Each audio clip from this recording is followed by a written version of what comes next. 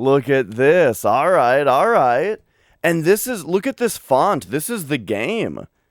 Wait a second. So this fucking menu is built into the game? It's not a system level thing? But they can't just put it in the game?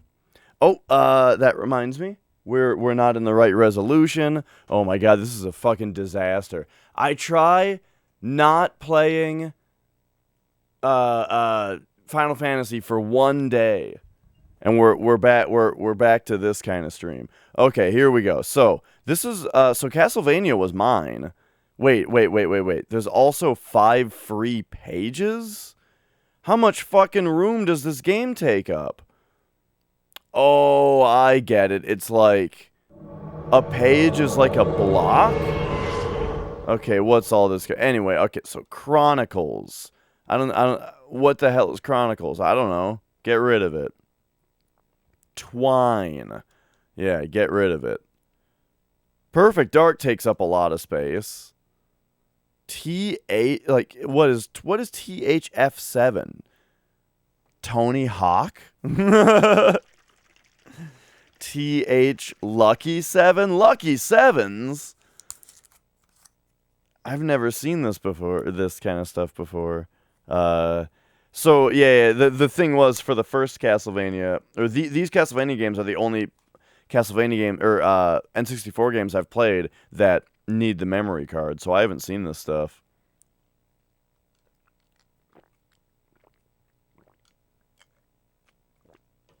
But yeah, so I had to go get a used memory pack, and here we go. Here's all the shit that was on it over the years. Destroyed all of it. And there we go. So now create the file now. Yes. All right, and there we go. 1 free note and 17 pages. Yeah, I just don't know what the hell that means. Here we go.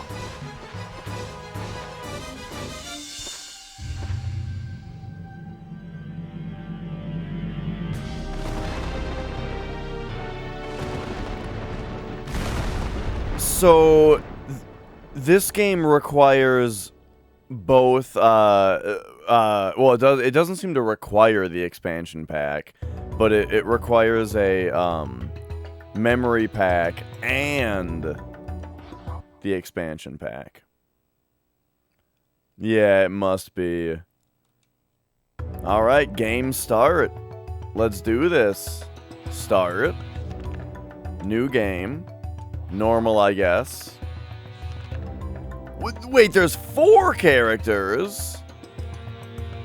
And Reinhardt and Carrie seem to be there, and then we got Hunk from the Resident Evil series over on the right. Okay, alright.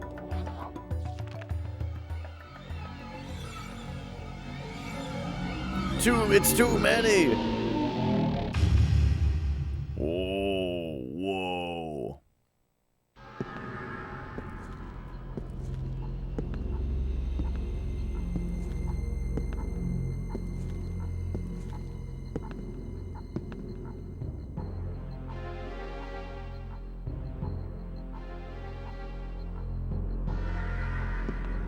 The music's already good.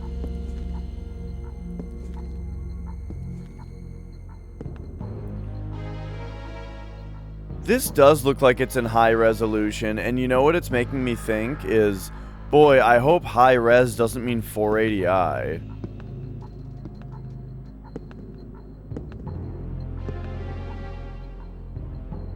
I bet it does. I bet high res is 480i. And low res is 240p. So low res will actually look better.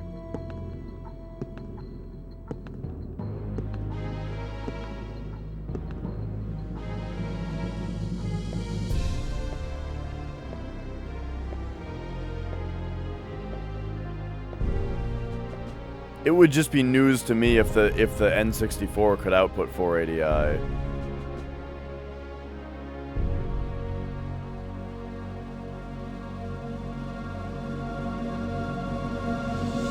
Yeah, I mean, I didn't mind memory cards for that reason. Do you guys hear crackling in your right ear? Or is that just my headphones?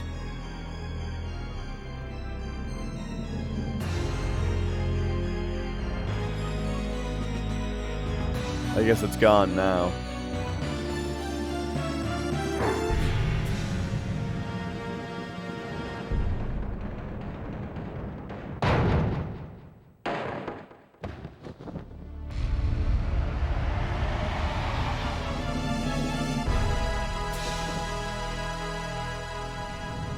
But wait, remember this was the fake Dracula?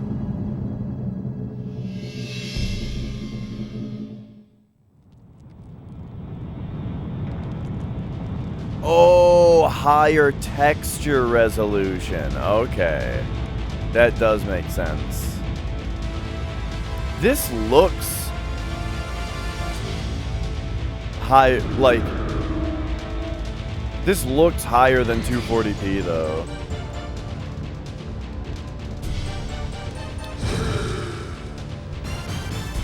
Okay, here's our boy.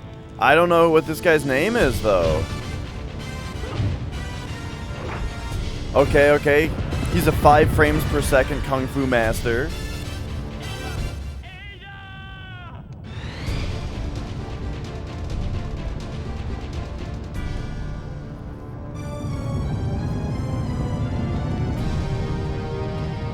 I kinda wonder if the game still runs better in low resolution, you know? Like, what if we have the expansion, but we still run it in low res? Would it run better? Because the frame rate on that was pretty gnarly.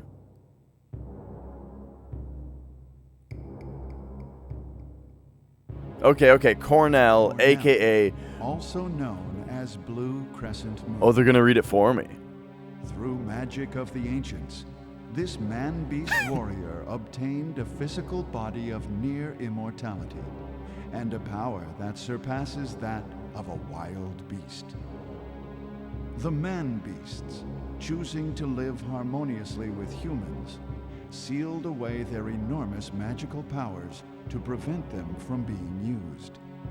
However, through severe ascetic training, Cornell acquired the art for releasing the sealed man-wolf power. After a year of traveling and ascetic training, Cornell rushed back to his village, only to find that evil spirits had set the village on fire, engulfing the village in a lotus flower of flames. His only living blood relative, his sister Ada, was carried away by the evil spirits. Now, he must save her. Cornell uses the man-wolf's acute sense of smell to track the scent of his sister's blood. Reinhard Schneider, Carrie Fernandez. We go back 8 years in time, before the period in which these two young warriors risked their lives battling against the devil. Now, the truth that has been shrouded in the gloom of darkness will be revealed. Oh. Remind me to say something about the moon in Bloodborne.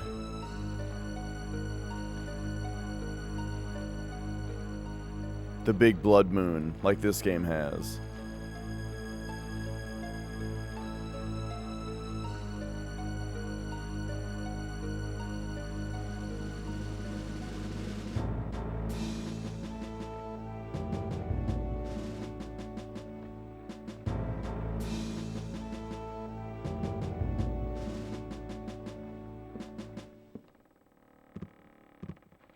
This looks like gameplay.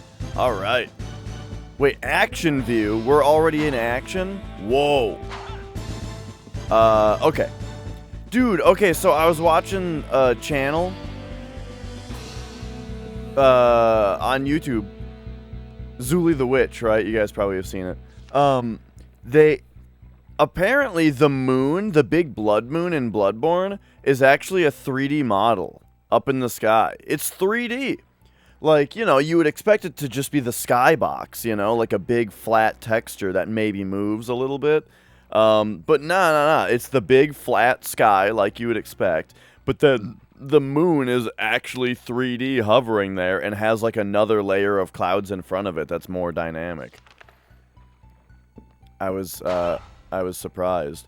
Okay, so we got action view. We've got our big attack and then our quick attack. Oh, it makes a sound effect when you switch camera modes now, but there's no like adventure mode. I would like to, I guess. Oh, and then C right was okay. Yep. Okay, I don't know if I'm just not remembering Castlevania 64 properly, but it feels like this frame rate is pretty rough. Maybe it's just all the Final Fantasy VII I've been playing. Okay. Boom.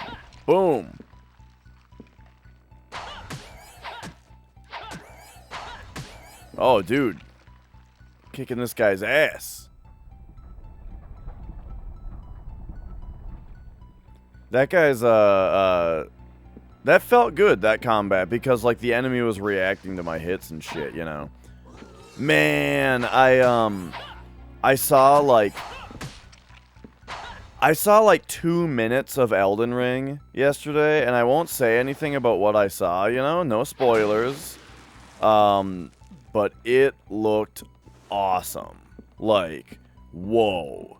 And it's crazy to, it's crazy just how quickly recognizable a real Souls game is versus versus one of the copycats, you know.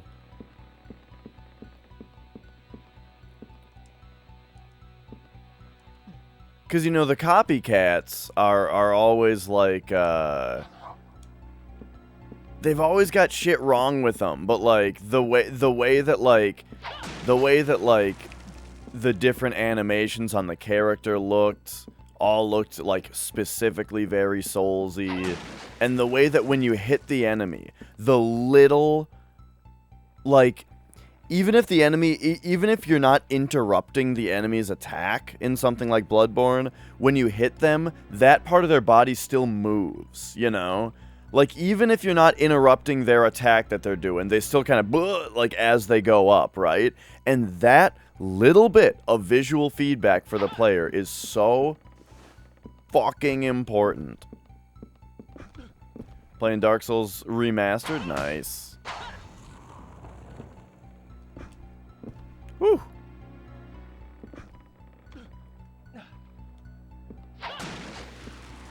Oh, wait, no. Action and Battle View, those were the two from before.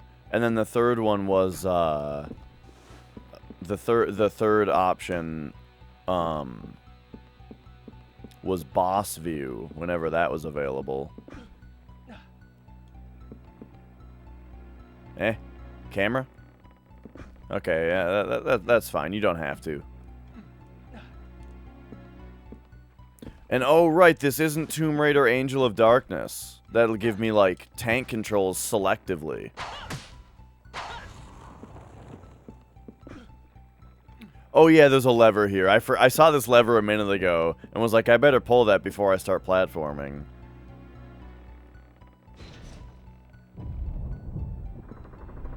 And then just didn't. I forgot about it by the time I was there.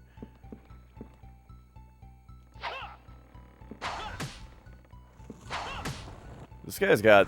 whoa, we got an upgrade. Boom. Oh, look at that. Some cool effects on this. I mean, this feels like a sequel so far, you know? Like basically it's the same in a lot of ways, but then there's some kind of visual effects that help help the player quickly understand what's going on right away. Visual and audio effects and stuff. Plus, yeah, like graphically, this looks pretty insane for N64. I'm not a fan of the frame rate.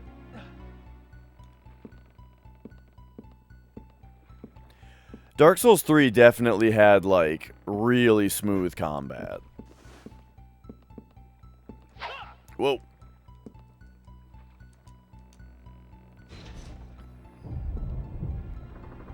Yeah, I'm tempted to turn the high-res textures off and see if the frame rate is any better. Look at this. Look at these fog effects.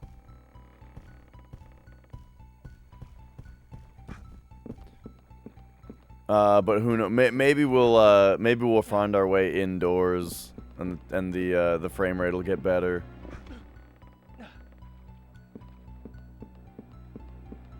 Whoops. I am curious though. Let's use the low res texture mode and see what it looks like.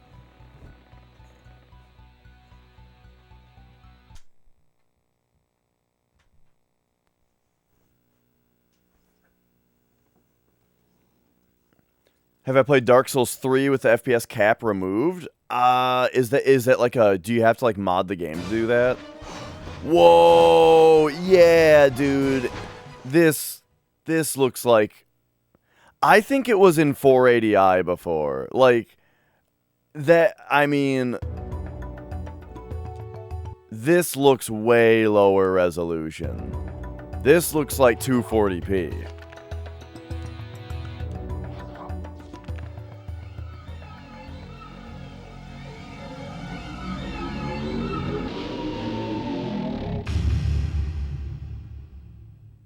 It is a mod. Okay, so I haven't then.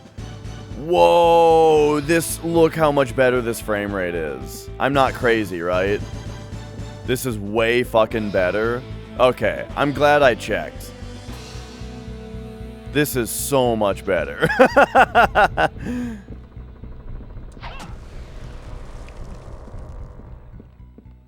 And like I'm just kind of a I just like 240p anyway. Wow, that high res mode though, I mean, it did look good, didn't it?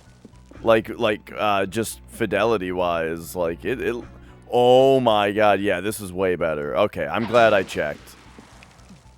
I was just thinking, like, why would they put in a graphics mode that makes the game run like shit, you know? It says the expansion pack is required, so the expansion pack must make it run well, right? And then I remembered that, you know, for years and years, all of our games ran at 30 FPS to make good-looking screenshots, exactly.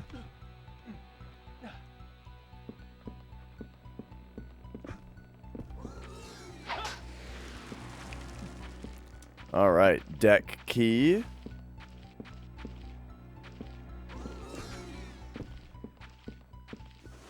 Okay, yeah, now I'm excited. Suddenly, right. Dude, that frame rate was hurting the gameplay quite a bit. Because now I feel like I'm rocking. Whoa! Whoa! Secrets. We're already finding secrets. I was just trying to ledge grab and drop down onto the net. But we're already finding secrets, baby. Whoa! Oops. Alright, yeah, yeah. Yeah, yeah. Yeah, yeah. Get up again, idiot. Oh, I'm giving him the combo, you know? It's true, it's true. The first game did have a faster start.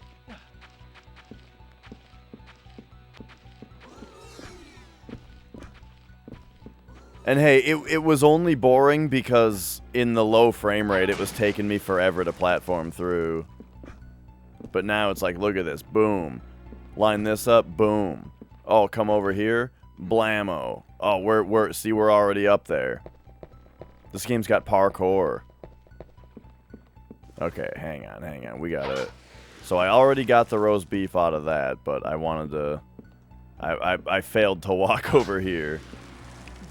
Ah, the axe. Okay, okay. And then if we do this. Oh, dude, Scorf, that happens to me so much when I try to play a game while watching a stream. I was playing Metroid Dread the other day while watching a stream. And yeah, at some point I looked at my game and I'm on the game over screen and I'm like, wait, what the fuck happened?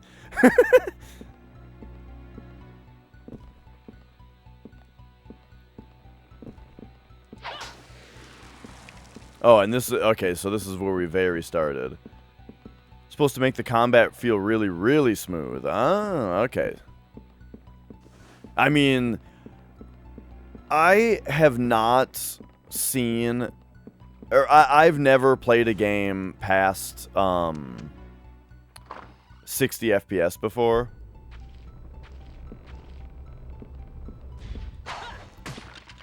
Alright, here's some skeletons for you.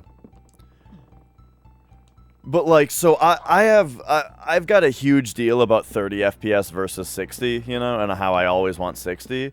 And so, you know, it's a little dumb of me to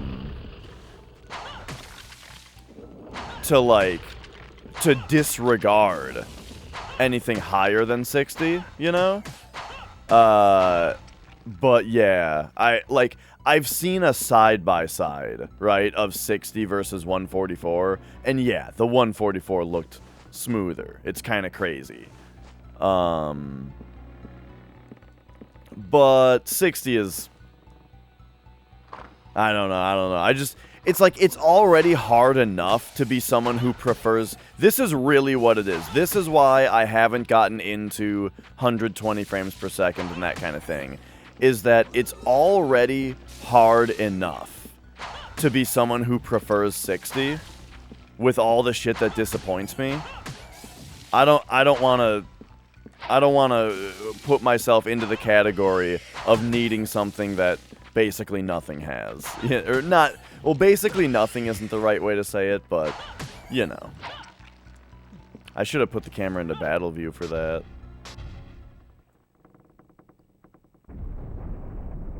I definitely do. With 30, I definitely do. Like, my big problem with 30 is, like, especially, I mean, you guys know it, like, especially with motion blur.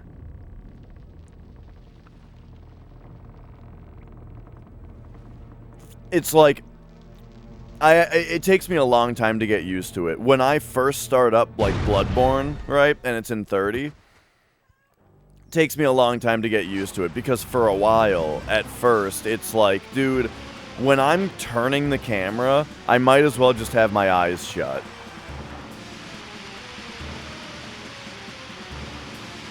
Hey, buddy, are you gonna start moving? Okay, here we go. This is pretty action-packed. Uh-oh.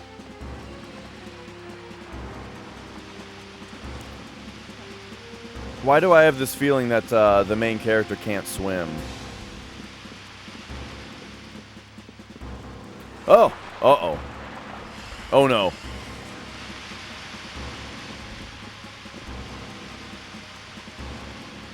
Yeah, Bloodborne is 30. That's like the... If Bloodborne was 60, I wouldn't care if it had a PC version, you know? Like, I'm always talking about how Bloodborne is, like, the #1 game I want to see on PC. And the only reason is so it runs better.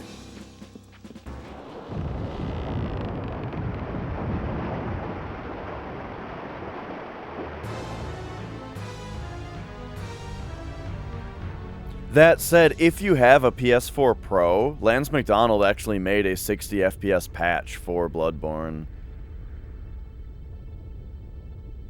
So you can play it in 60, but you need a modded PS4 Pro. This is like the end of the Titanic. Jack, I'll never let go, she says, and then she lets him go.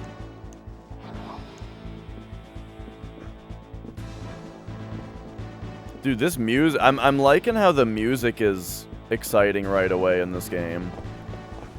Like, as comparisons to the first game.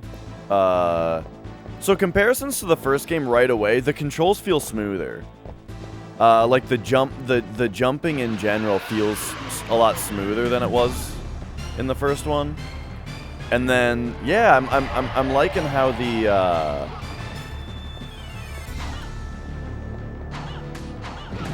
oh, okay. I'm liking how the music is exciting right away.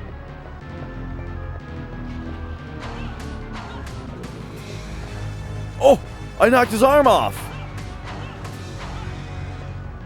Is he like the Moonlight Butterfly? He just like brought his face down to get rocked, right? Wait, he's got it back. He's regenerating.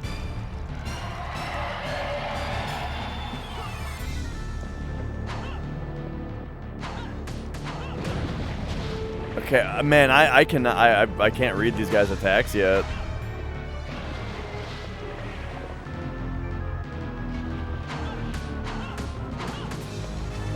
Okay, and then he also does that. Gotcha. Okay.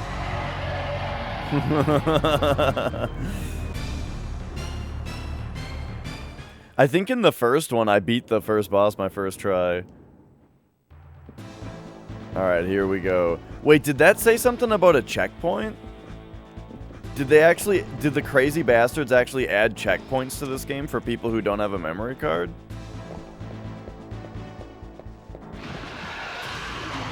Alright, here we go. Oh, I did it.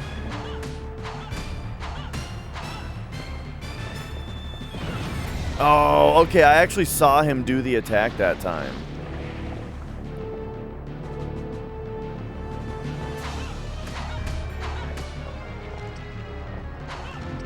Oh, quit it. Oh my gosh, wait, these things actually come at me. Okay, okay, okay. Got it, got it. Here's a crystal. Uh-oh.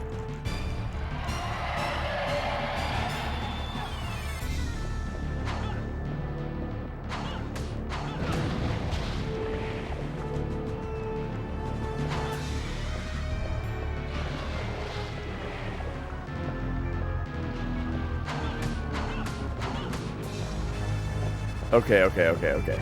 So here come these little dudes. We're gonna go boom. Oh my god, dude! I can't dodge this thing's attacks. Okay.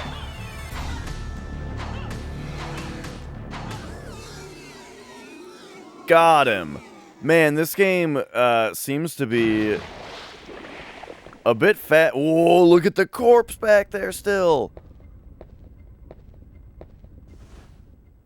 This game is a bit faster action than that first one was. Holy shit. That's why I didn't heal. I suspected that we were about to get a free heal.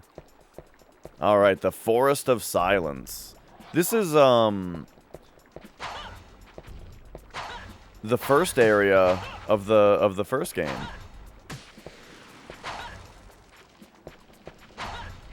Oh my god, get these guys out of here.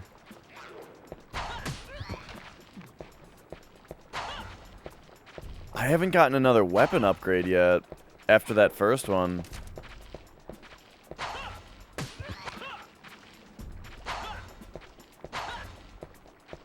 Yeah.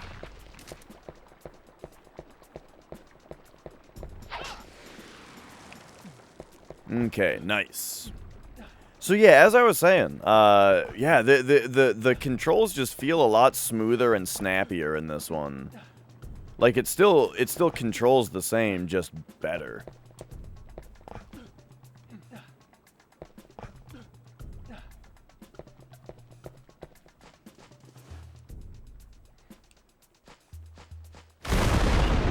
Whoa.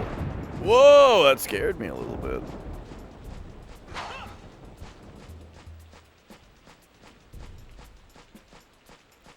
All right, all right. You know, as far as the high resolution mode running poorly, I feel like I heard the same thing about Perfect Dark. Where like, here he is. Now we fight the guy from the first game, I guess. The guy from Rondo.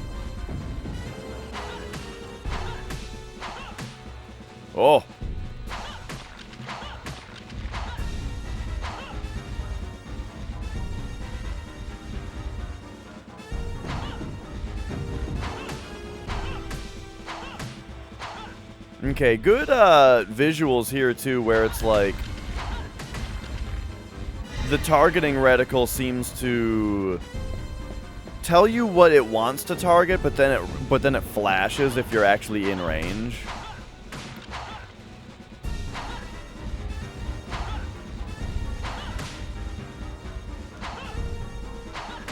It does seem like it does a little bit less auto aiming than the whip did. But maybe I just have to like go neutral on the stick or something for it to behave more like I'm expecting.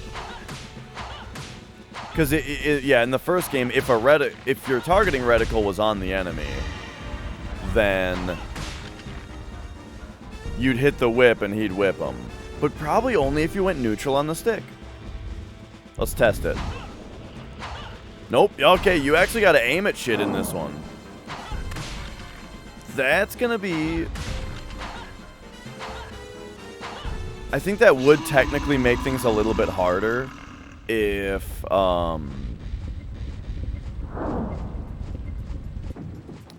that might technically make things a little bit harder if, the controls weren't snappier, you know?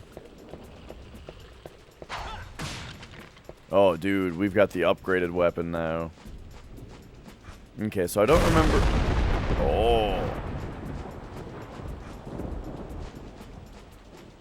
Which way we came from. It looks like it was this way that we came from for sure. Oh, that tree regrew so that it could be lightning struck back down again. Wait, does that happen every time? If we run over here and unload that tree...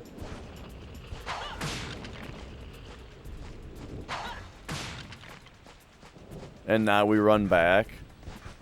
Is this tree gonna get struck by lightning again?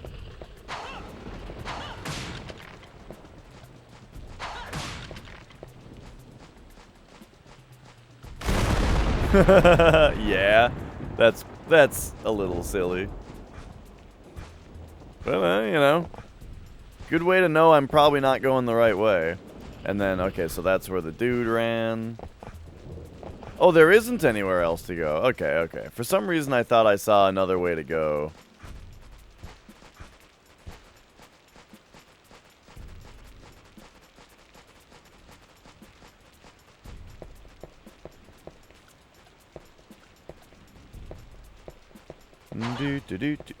Where's he going?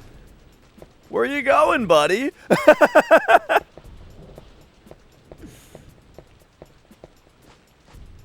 I think the enemy might not have recognized the bridge as something it could traverse.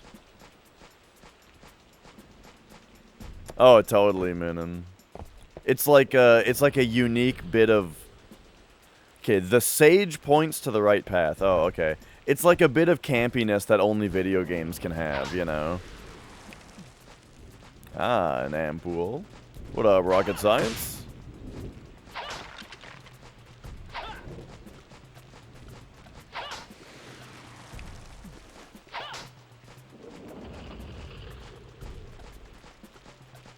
Alright, so we got a jumpy thing over there. So remember, the sage points to the right path, which means in video game terms, the sage points to the wrong path.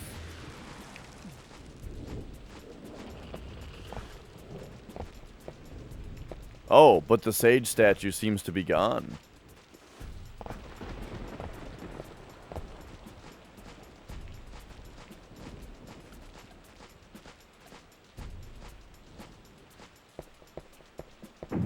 Oh, oh boy. Okay, that was cool.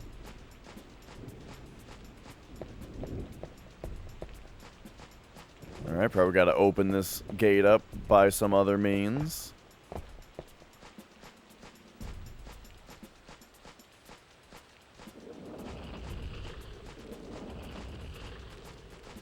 Oh yeah, how's it coming? Are you getting it? Alright, so yeah, this is basically the first level of the first game now, but built differently, but like the same idea. There's that sound effect I love.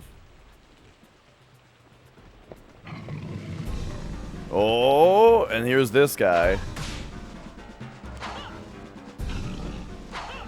Yeah, it's a little awkward. You got to turn your character around in order to shoot your shot at him. Oh, okay, so if there's a power-up that you can't pick up in this one, he still picks it up, it just doesn't do anything.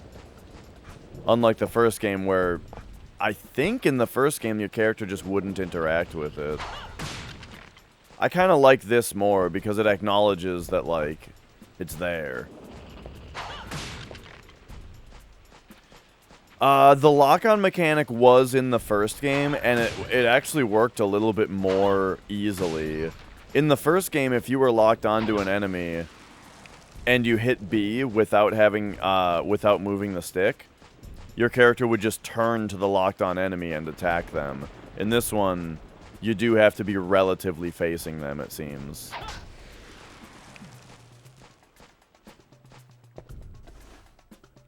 So, I guess it gives you a little bit more control as the player, but,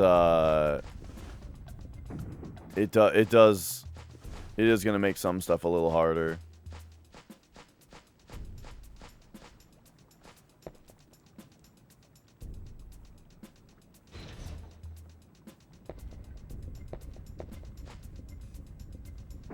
Okay, okay. What's this, though? A mansion? No, I don't think so.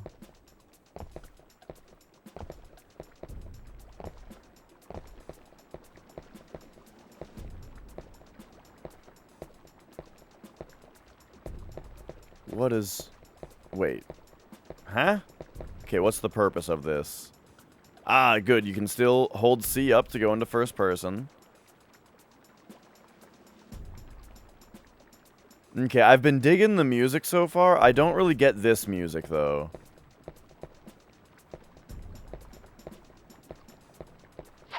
Oh my gosh, illusory walls. Did you see how that part of the wall looked kind of weird? Holy shit, this game's got... These games are literally Souls games.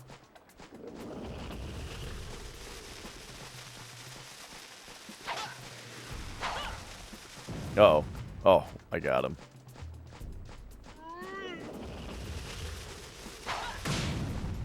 Oh.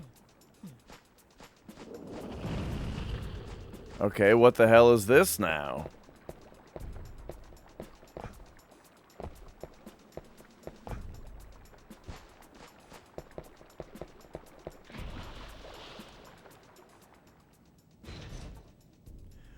Oh, I wonder if... Okay, so I kind of wonder if, like, now we're gonna be on the same, side of shit as if we... Uh-oh. As if we had done that puzzle, right? Like, maybe we just bypassed that lever puzzle that we saw.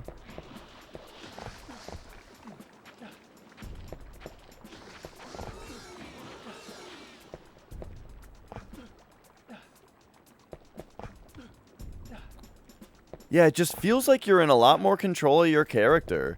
The first one had, like, some oddities to how the character control felt. And even though I liked it, because you could deal with it, this is definitely... Like, I'm gonna make a lot fewer deaths to just, like, oh, wow, why did he jump that way, kind of stuff, you know?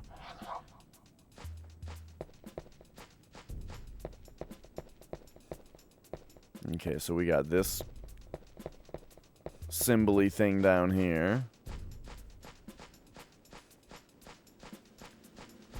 There was like a whole thing earlier though that I didn't finish. Oh, here we go. Yeah, maybe I bypassed it with the secret. Oh, whoops. He wasn't even attacking and his thing hit me. What is this, Dark Souls 2?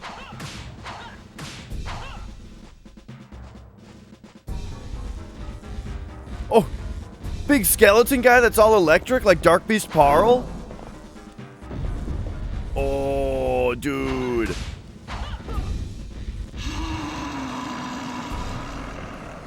This is just Dark Beast Parl.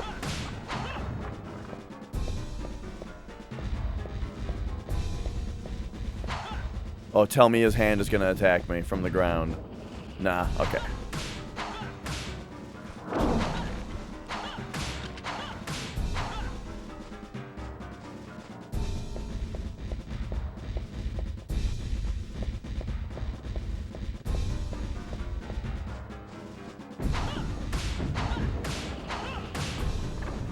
Alright, got him. What did I even get? Something flew off of him, though. Oh, it wasn't his nub.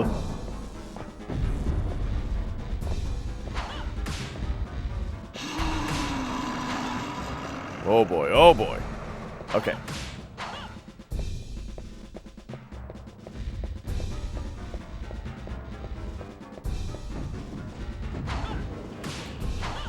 Yeah. In the head. It keeps aiming for his head and then like switching to his chest when I get close. But there we go. We got a couple good headshots in there.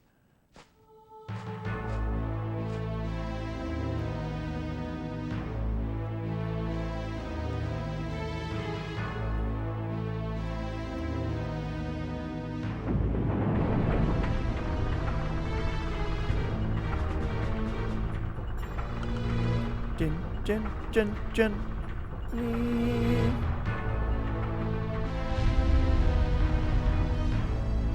Nice. Oh, these N64 models, man. Everyone is so pointy.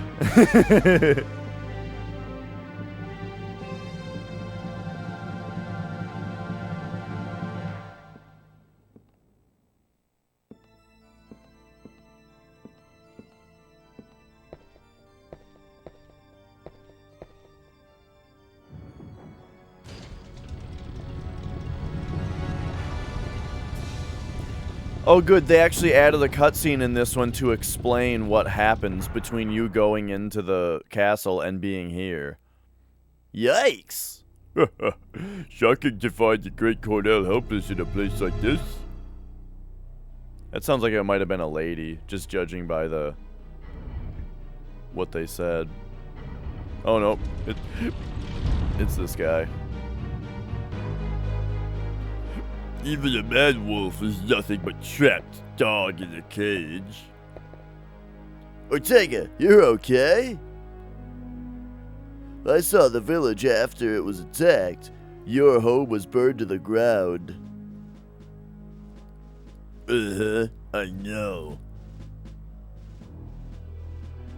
Are you really Ortega? It has been 1 year since I lost to you. Huh? And Ada, why, she has really blossomed into a beautiful woman. What are you saying? She will be a perfect sacrifice to offer Count Dracula for those powers.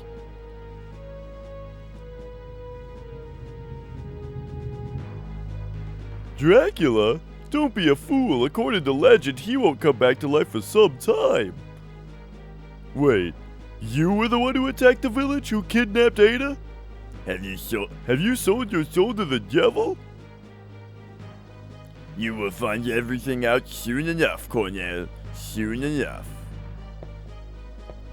I did, yeah.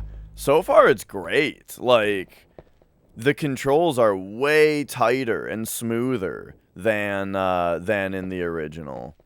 All right. Well, here we are. This is just like the first game now, kind of. Well, in the first game, anyway, we'll go in this door.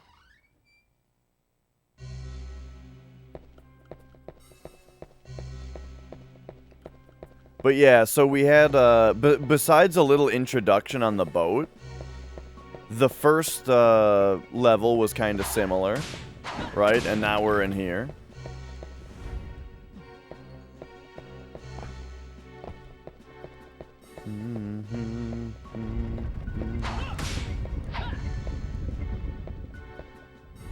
Whoop. Oh, jeez. Ooh, this music is back. I really liked this track. I really liked all the music in the first game. This one's had some new music that's really cool so far. But then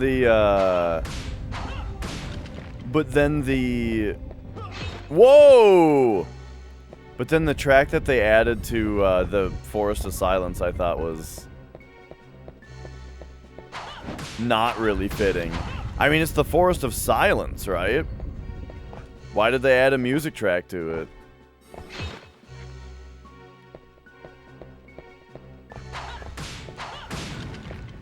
Dude, he even like right hand, left hand combos. Whoa.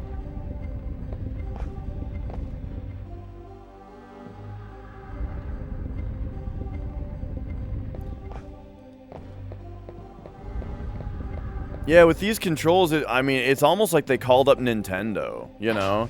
And they were like, Nintendo, everybody hates our platforming controls. What do we do? And then they got some pointers, and now the game went from, like, being, you know, having okay controls to, like, they're pretty great.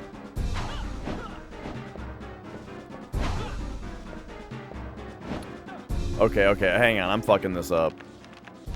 Let's have a chicken. Yeah. Why did they add an extra page to that menu, though? Alright, here we go. Boom. Whoop.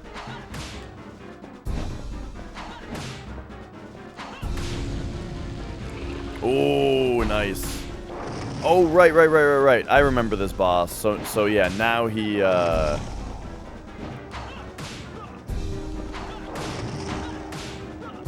now he's gonna fire a big flamethrower. Oh, shit.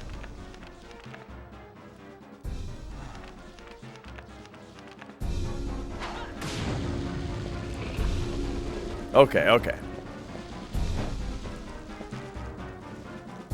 Wow, so he's not dropping a bunch of sub-weapons this time. That's great. I like that a lot. Before, when these skeletons died, you couldn't really pick up anything that they dropped because they also dropped a bunch of sub-weapons. So you'd, like, ruin your build, you know? Oh my god, though. Alright. I got hit a lot of times.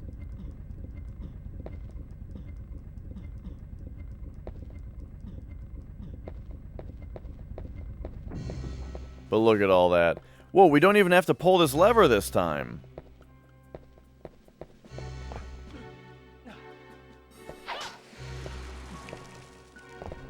Alright. We got some chicken to make up for it. Cool. Okay.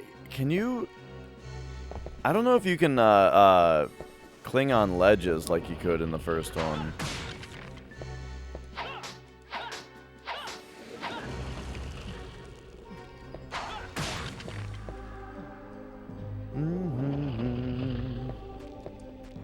Yeah, everything's just smoother, snappier. I like this a lot so far.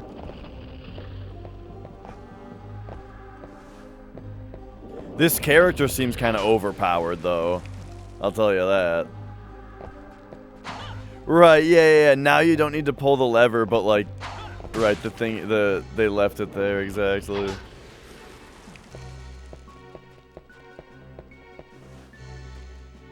Whoops! Well, good thing we just saved. Probably should have looked where I was going. Oh, no, there's the stage restart. Okay. I feel like I remember that. Wait, why can't I hit this time? Ooh, a cross right away.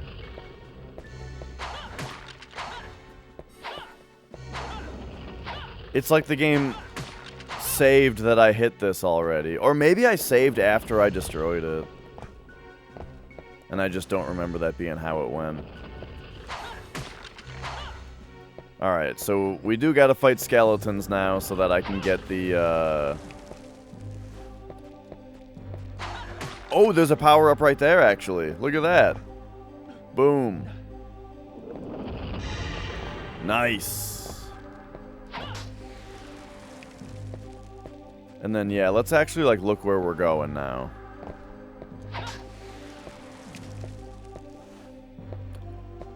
Oh, interesting. It looks like if you pick up a sub-weapon more than once, it might power up. Ooh, and there's a back jump.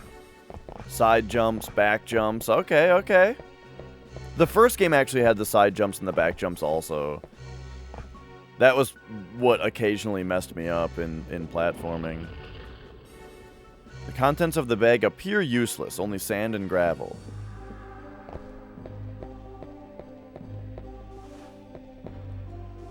Wait a second. Is he gonna say that again? Oh, why is only sand and gravel in quotation marks? Like, the first thing is just the narration, and then the second thing is what the character is actually saying about it? Only sand and gravel. I guess so. Okay, so we went down one side.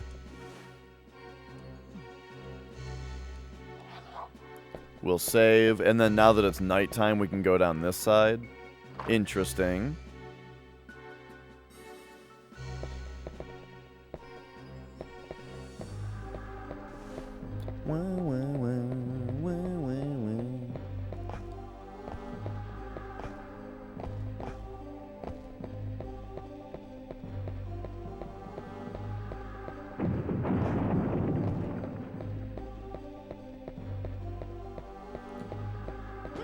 Whoa! Oh my god, I got hit by it twice. All the other ones took a lot longer to drop the second time. I thought they were on a wider timer.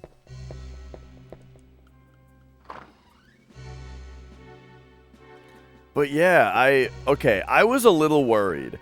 Because, so I thought that Castlevania 64 was kind of awesome. You know, I really liked it. And so I was a little bit worried, though, because going into the first game, I was expecting it to be shitty, because everyone says it's shitty, you know? And then I was pleasantly surprised by a very not shitty game, you know? I'm worried that I went into this one a little worried that the opposite was going to happen. Where now I was expecting it to be good, and it was going to be bad.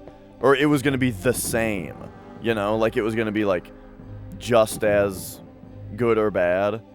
But because I was expecting good, right, then the bad seems bad. Or the mediocre seemed bad instead of good. Do you know what I mean? But nah, this is great so far.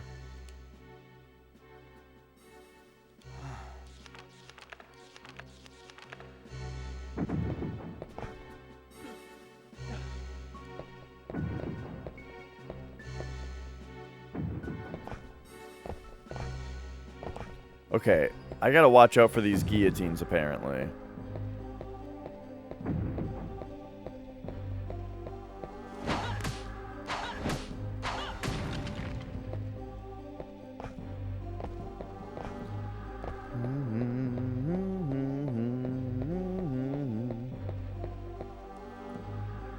Alright, let's go. Okay, and then this side has a lever to pull. I wonder if in the original, if you did have to pull the lever. I swear you did. Maybe you didn't, though. And it was just a lever on this side.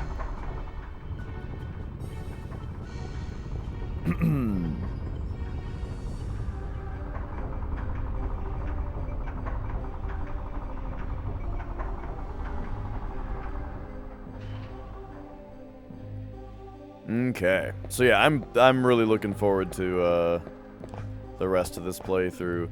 So, in the original, this is where Dracula came and, like, had a cutscene with you. Is he gonna come right here? No?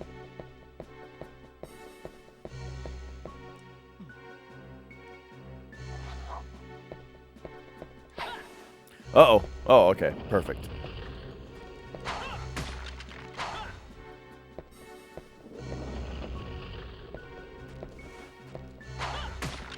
Wait, though.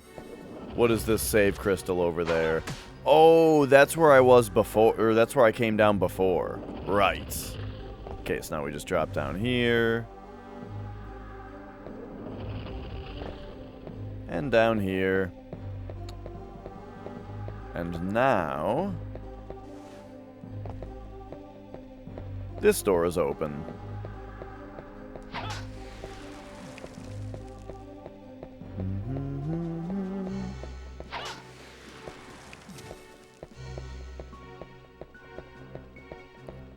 Okay.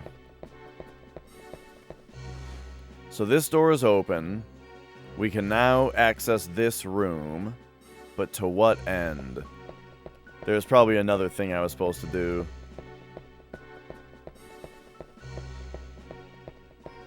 Ah, shit. Well, let's get back up there then.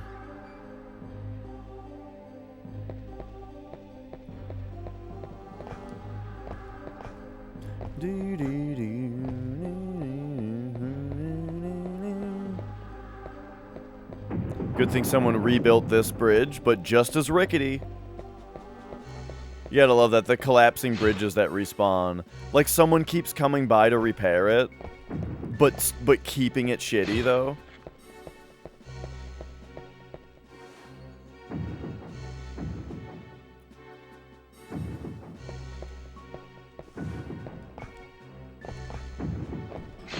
Whoa. Okay, I lucked out on that one. What's up, Desperado Joe?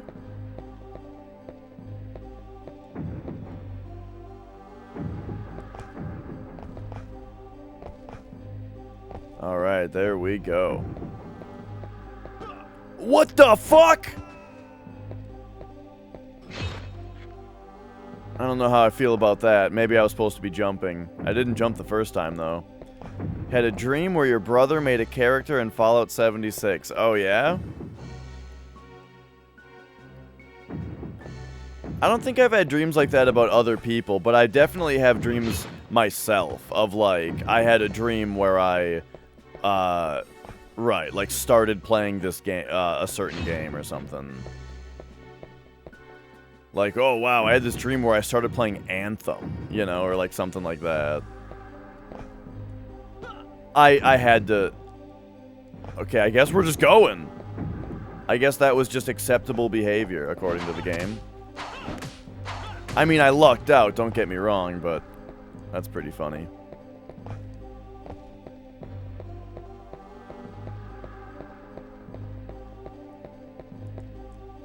You've had multiple dreams about playing it? Yeah, but you haven't played it. Oh, Team Fortress 2, gotcha. Yeah, so I've had, you know what I've had multiple dreams about? Is I've had multiple dreams that I'm in a game store, right? Like a retro game store, or old used game store, whatever. And I'm looking for Halo. I'm like, hey, I'm at this old store. I should get an Xbox and get Halo because I never played that. Multiple times I've dreamt that. And so I'm going around the store looking for an Xbox and a copy of Halo.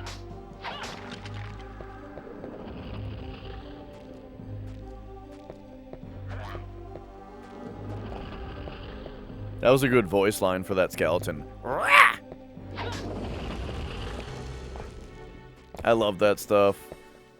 I would love to do that for a game. Be the guy that goes in and makes all the noises. You know, like that, that kind of shit.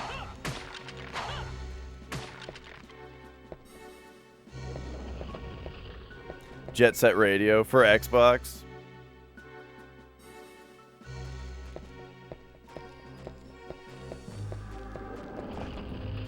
Okay, so this is where the power-up was. But that doesn't really mean that that's a nice spot to jump up to or anything.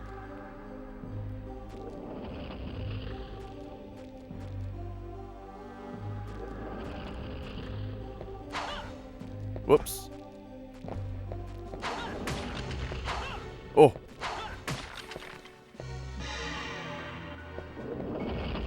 Got the power up. Yeah, I've only heard good things about Jet Set. Or wait, Jet Set Radio? No, isn't it Jet Grind Radio?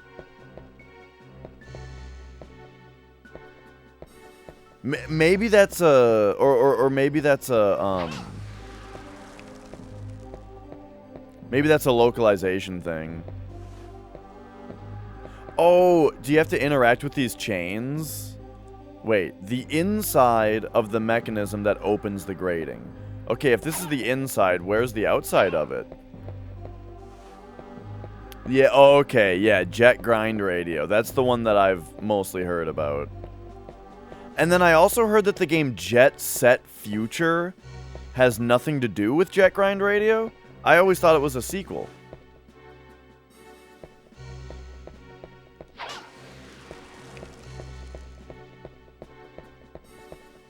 Okay, what does he say about this gate?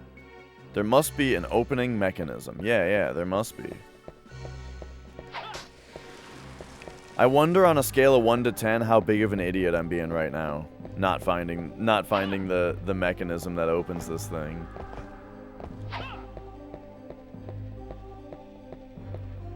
Okay, maybe we go back the sun way.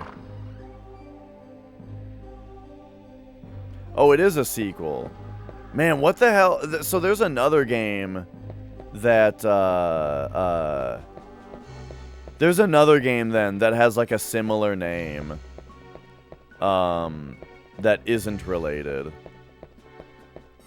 A reimagining. I mean, I don't think it's worth, right, I don't think it's worth getting semantic about, like, remake versus reimagining versus reinterpretation, right? Like, there's a difference between remake and remaster, you know? I think that there's a very good difference between those two things. But then, yeah, when you get into, like... Well, and then there's reboots, right?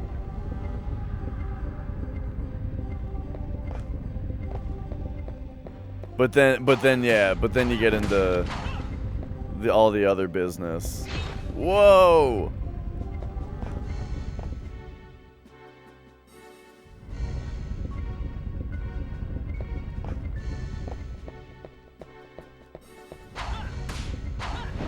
So...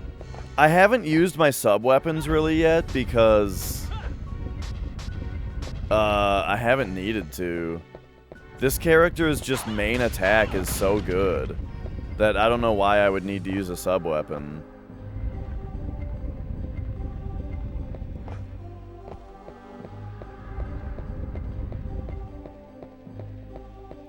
Okay, so here we are at the top of the sun path again. This is where I fought the boss. You must close all the open eyelids. Your lever has been attacked. Oh my god. Okay, I guess the reason the lever is there is because you do still have to pull it. I forgot I picked up the lever. That's right. I thought it was a key. When I picked up the lever, the thing spinning there, I thought it was a key.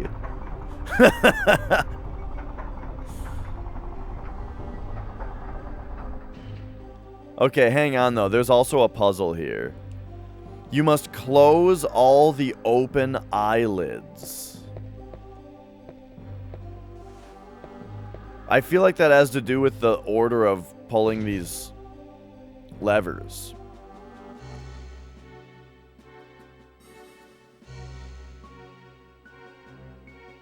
Oh, it doesn't move anymore?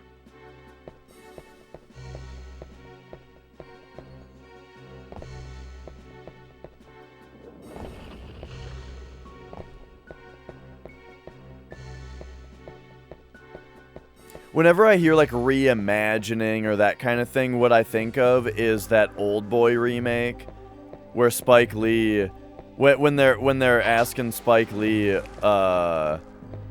about, like, hey, will fans of the original movie enjoy your version? And, like, his answer was, it's a reinterpretation. Like, he's very much avoiding saying, no, they'll hate it, I changed everything. You know?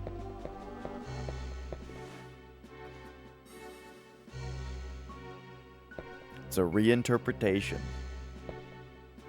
Okay, now I think we gotta go... We probably gotta go this way now.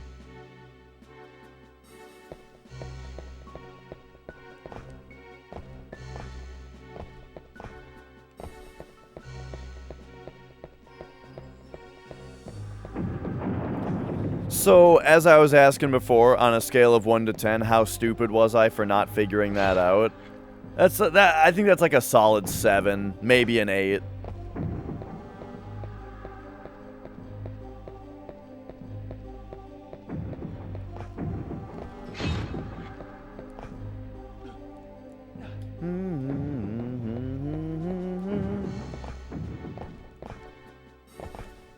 I think I maybe would have figured that out faster if I hadn't played the original game and been confused about why they left the lever thing there.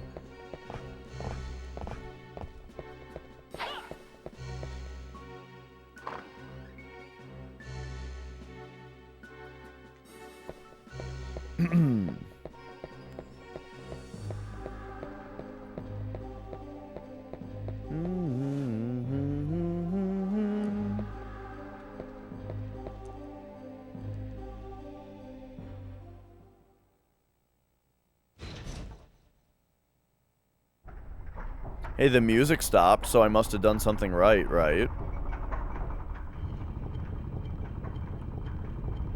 Yeah, look at that, they're both opening now.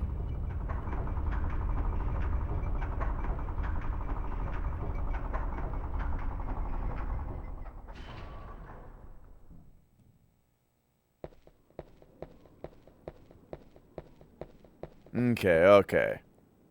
Boom. Boom. Probably right here. Yeah. Boom. Alright, let's go! Pew! Nice.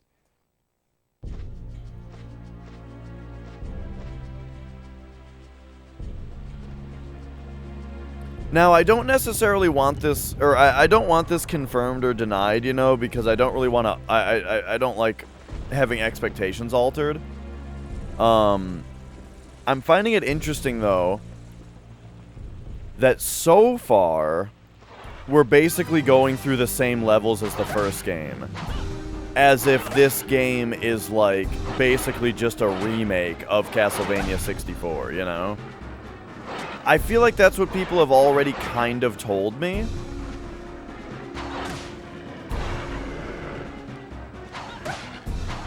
And that's definitely the vibe I'm starting to get. Okay, I don't know how to fight these guys. Okay, those guys kind of kicked my ass.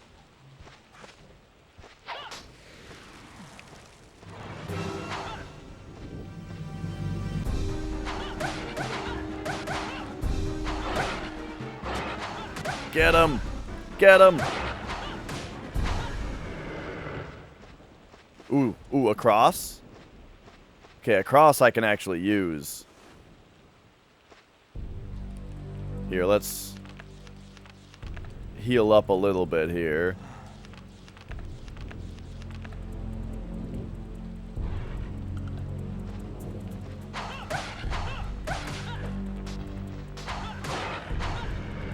Nice, nice. Ooh, and he... Okay, so now we have like a powered up cross?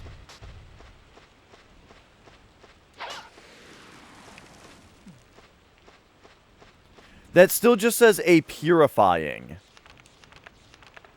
Purifying. Purifying what? Purifying agent? Alright, nice. Look how good this shit looks, man.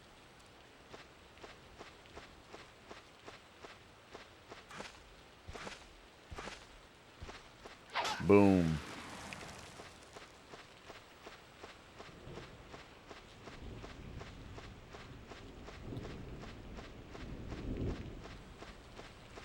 Ah, yes, and then here's the courtyard. Oh, we're just in time.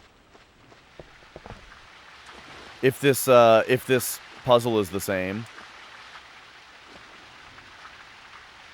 No?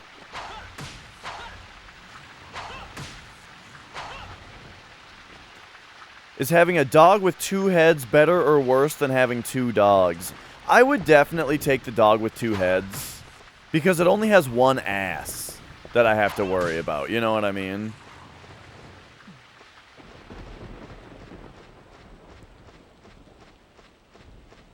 Because I imagine that that both the heads would eat and it would go into the same stomach. But like, right, yeah. Like it would still have only one stomach, you know.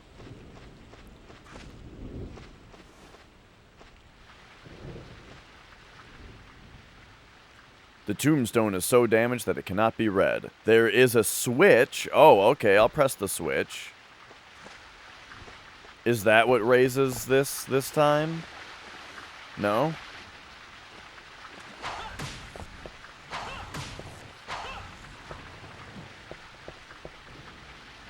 Yeah, I would... Okay, a switch that it says Mary. Henry.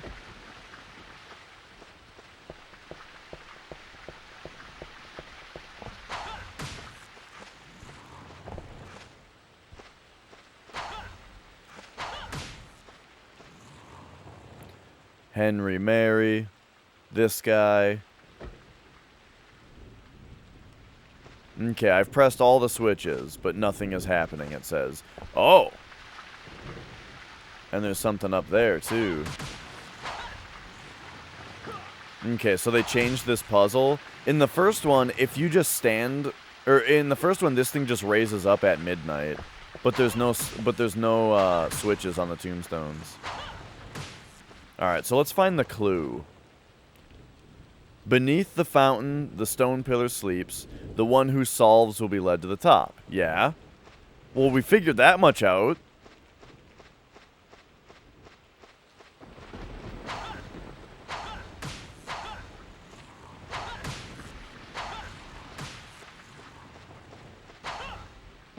Oh no.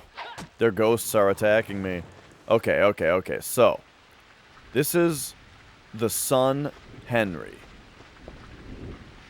This is the wife, Mary. This one, you cannot read.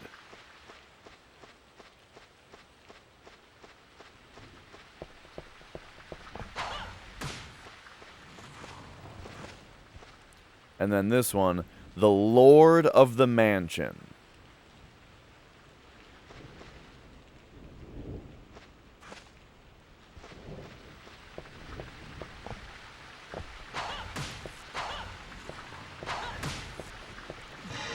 Well, my main suspicion is that it's Henry.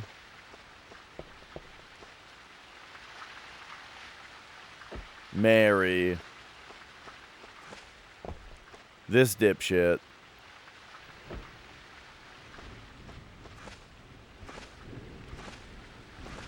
And then the Lord, or it's the other way around.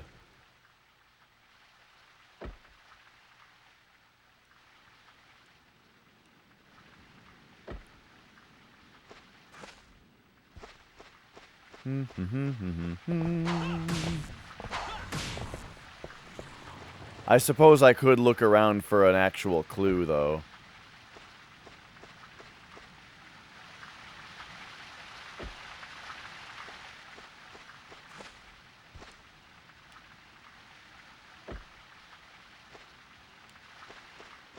Okay. It would take a while to brute force this.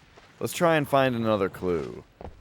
So, let's read this a little bit closer. Beneath the fountain, the stone pillar sleeps. Yeah.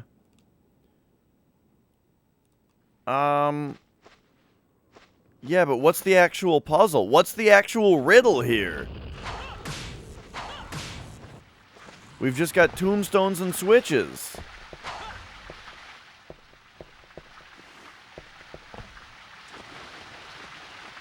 This is great, though. I really like that, like, this is an actual...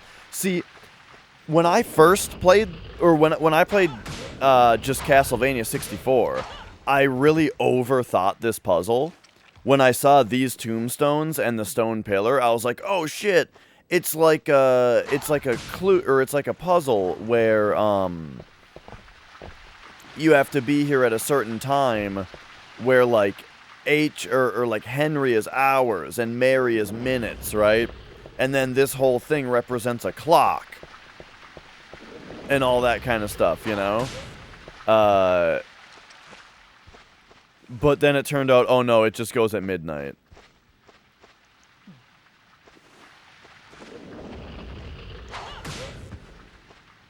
So I like the idea that it is more of a puzzle this time. However, I'm not like what I feel like I'm missing here is the actual puzzle. The thing that gives me an idea of what order I'm supposed to hit them in.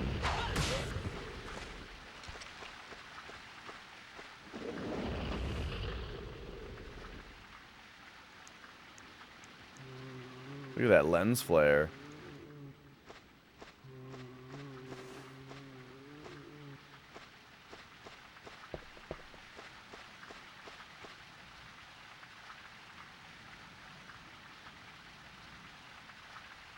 How come the blinky lights blink on and off?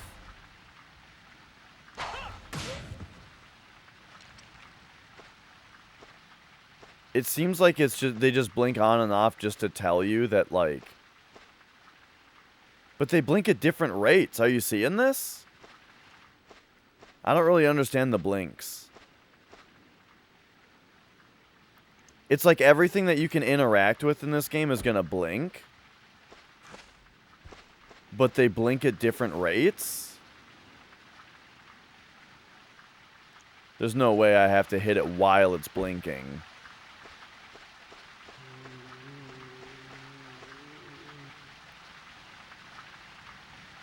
But, like, it's an anomaly. I should also try to read the backs of these tombstones. Maybe the backs of the tombstones have more information.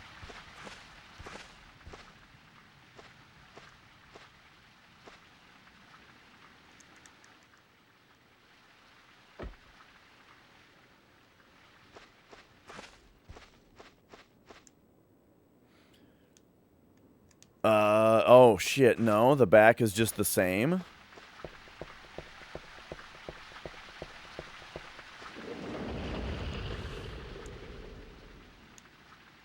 Okay, the back is just the same. Alright. Let's do just a couple more things before I resort to brute force. Like, if I hit this, like, do they respond with, like, ghosts or something?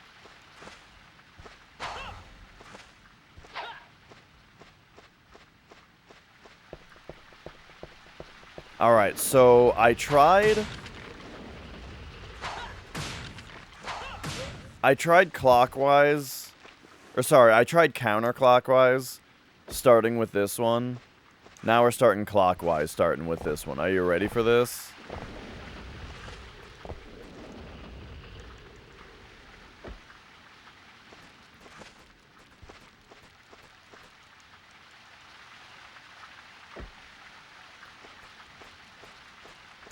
But this is just brute force, which isn't necessarily all that exciting.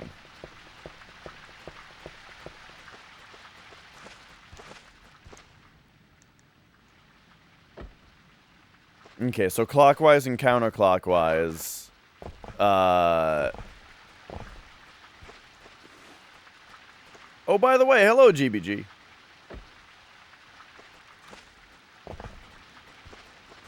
Alright, so now we're going like this. Boom. Boom. Alright.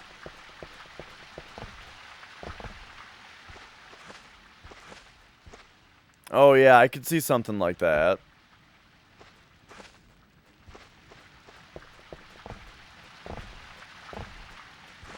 Then boom. Right, that's the thing is, like, even if we can establish some kind of order, we still don't know whether they want big to small or small to big.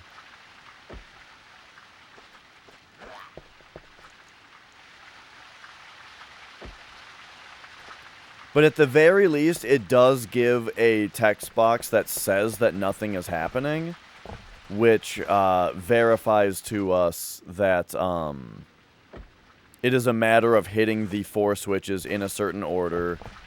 None of them repeat.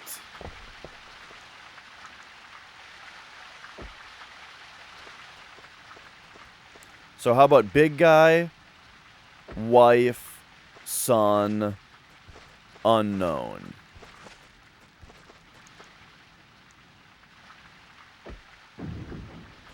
Hey, there we go.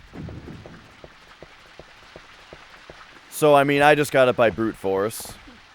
But that does appear to be what it is, GBG. But the other way around.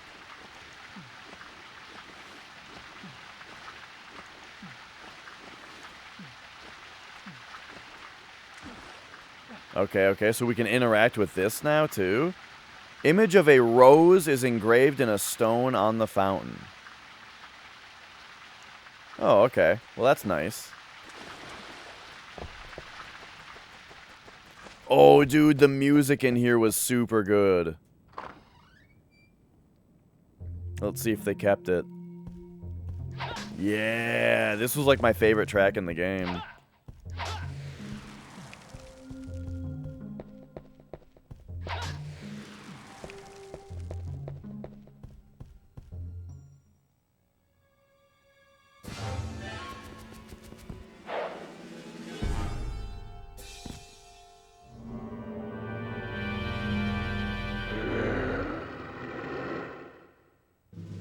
Yeah. Whoa! Okay, that cross and my moves did a lot of damage to that guy.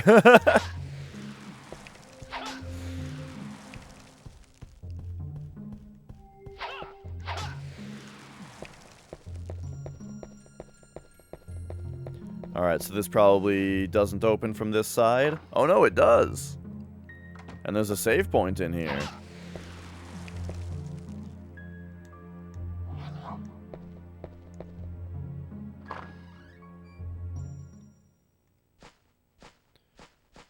This gets us all the way out here. Oh, even this opens. Dang. Oh no, zombies on motorcycles. Or skeletons, I guess.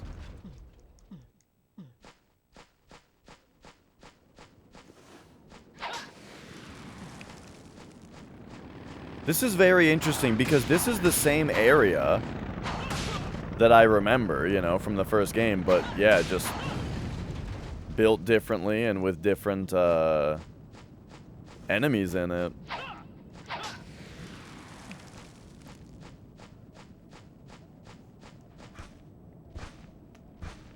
Yeah. What the fuck?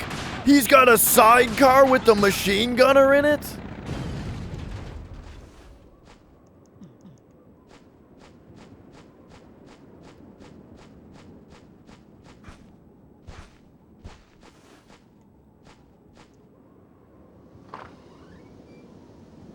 I'm just going in every door I can, and no one has stopped me yet.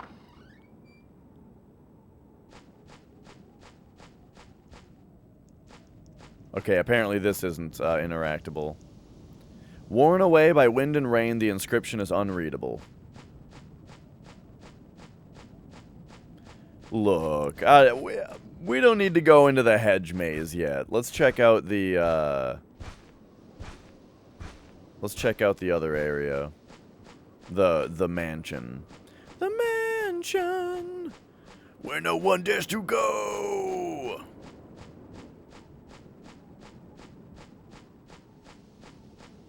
Boom.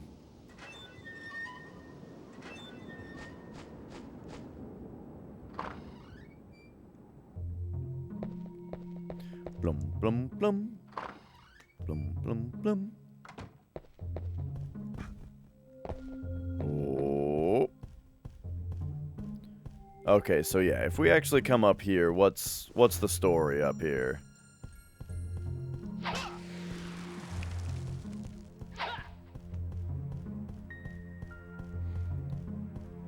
Nothing on this side. Oh yeah, there is still like a little bit of slowdown up here. Oh hey, a key.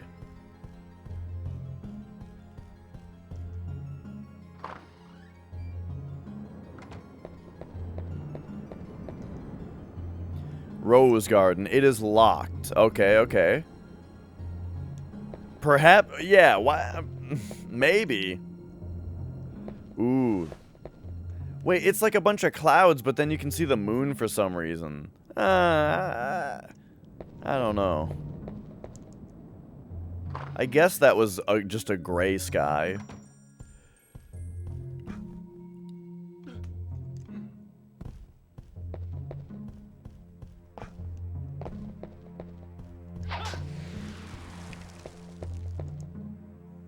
Well, we did get the key to the archives. I guess might as well save again since we have the other stuff. And okay, we know where the garden is.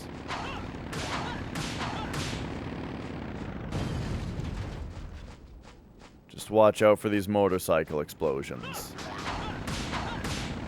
Woo! Okay, here comes one with the sidecar. It's so good. A skeleton on a motorcycle with a mounted machine gun sidecar.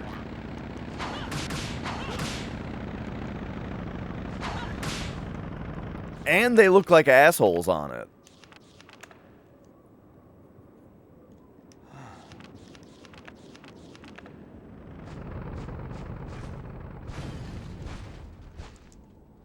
Okay, okay, so the maze was the right way to go. Let's check it out.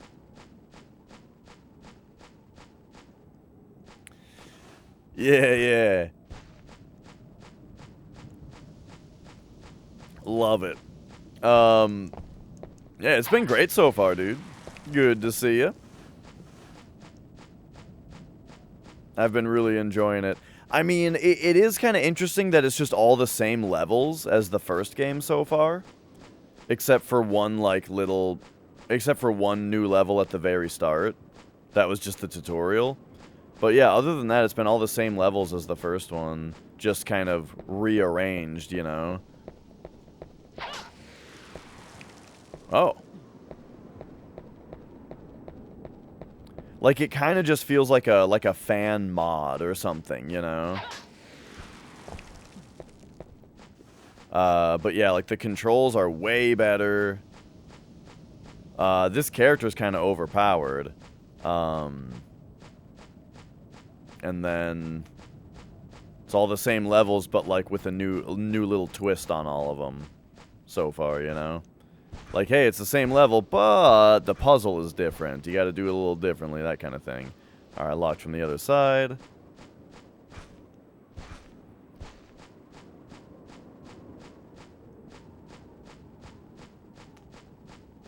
That's where I just was. We've got... Oh? What the hell is this? Like a mud man?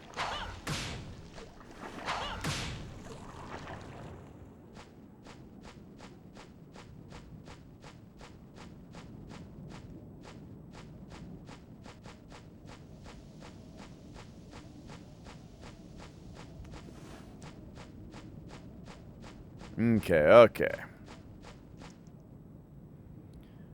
Iron Thorn Fence. When the morning sunlight reflects off a red rose, the enclosed jewel will be set free.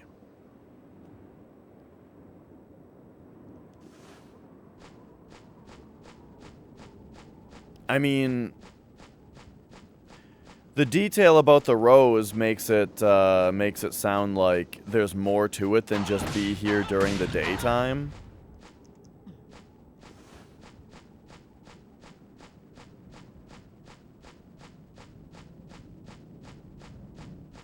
What the hell is this? Oh, it's snakes. Dude, the aiming reticle on the snakes made it look like it was some kind of little robot moving around. And I was like, what the hell is going on now? Oh god, it's on me. Oh, it's on me.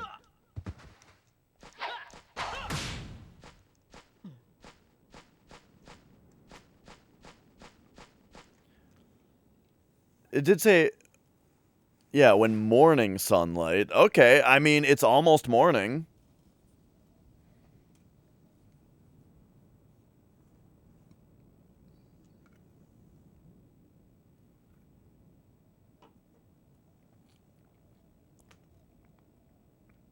It's so quiet in here, though.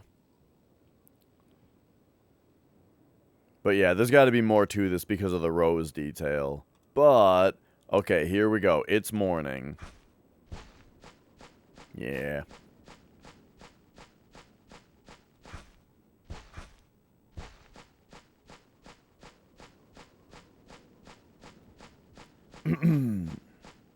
So that's got to be where the... Oh my god. These motorcycles, dude. These damn kids and their motorcycles. Okay, okay. Can we slide under this? No. That's for kid. That's for, maybe that kid is gonna be back.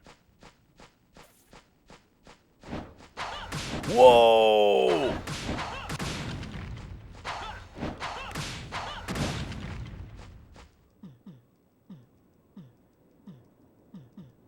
Nice.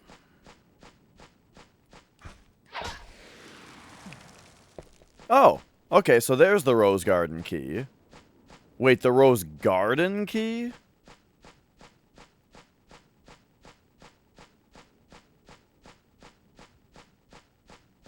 So far, yeah, it's been great. Alright, I think, okay, locked from the other side. So this probably, we take this back to the house, right?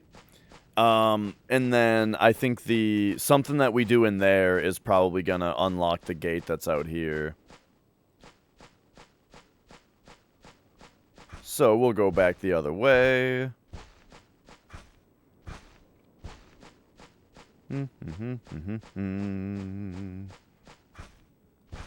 I mean, it's no Final Fantasy VII speedrun, but like, I'm enjoying it quite a bit. And also remember too, as far as playing through the series goes, this game is the last thing standing between us and the Game Boy Advance games, which are supposed to be very, very good. Oh, I guess I can check whether the yeah, I didn't think that the key was for that. But, you know, since we're here, might as well check.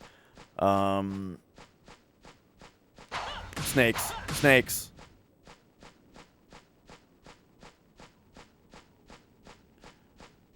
Okay, so right around here is where we came in.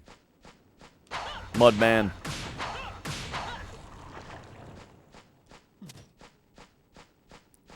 So we got triple power cross right now. Am I reading that right?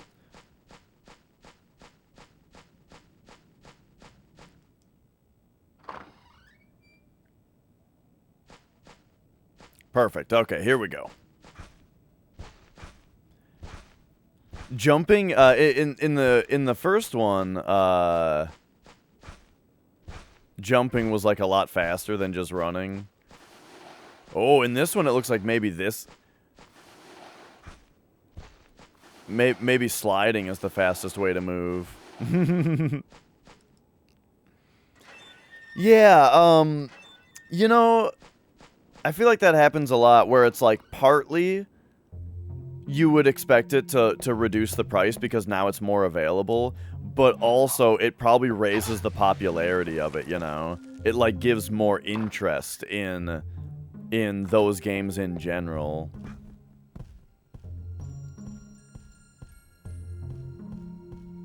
Bum bum bum. Oh yeah, speaking of, I still have to take my boxes that I got from eBay that were a little crushed and like flatten them out. Alright, here we go. The Rose Garden. Oh no, these roses, don't look very healthy.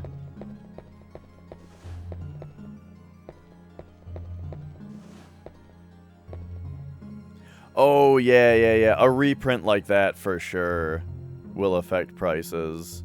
There are some 3DS games that have gone up a lot from what I've seen.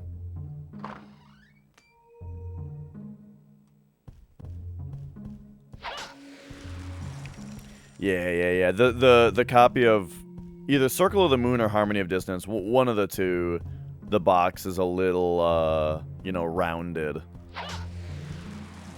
Oh no, I picked that up without thinking. Shit. Alright, well, we've started over on our cross, progress.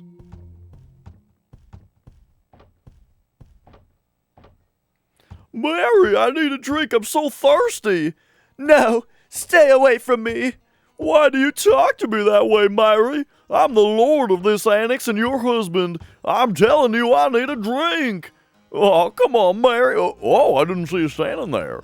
The wife and I are having a domestic problem we're trying to work out.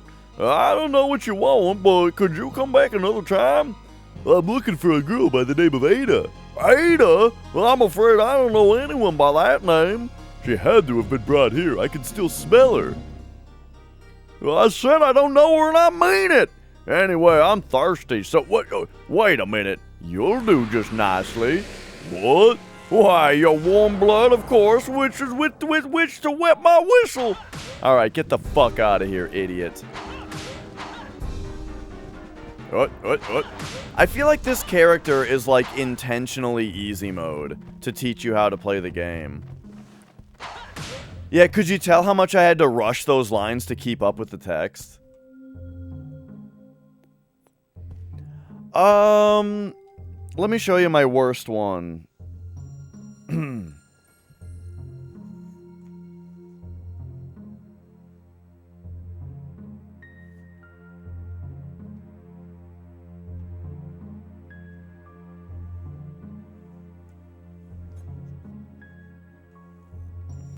Like, I would say that it's, like, pretty bad, but not really bad. So, Harmony of Dissonance, it's like... You can see the curve there, right? Like, compared to other stuff. It's not really bad, but, and, like, the bottom kind of sticks out as well. Yeah, I don't know. It's not as bad as I remember. Well, I mean, if you look at it from the side and, like, look at the light hitting it, if you look at the light hitting it, you can see how round it is. And, like, on the shelf next to all the other, yeah, it's not so bad. On the shelf next to all the other games, it looks pretty bad. Well, okay, let me show you my actual worst one.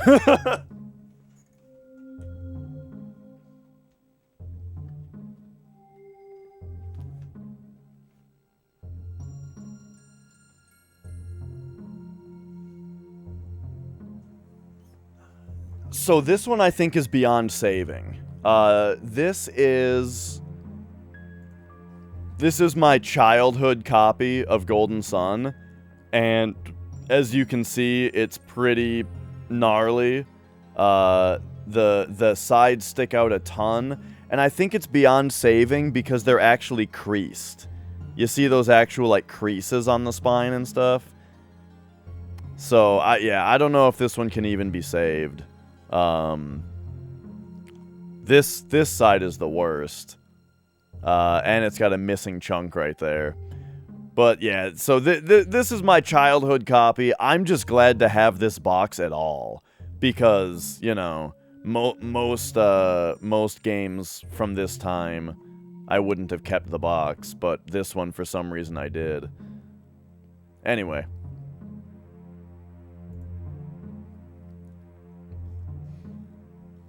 Oh, also, check this action out. Look at this little guy in front of me. He's been here all day.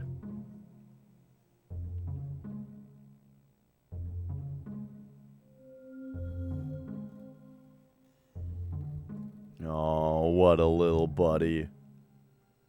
He's going to the vet today.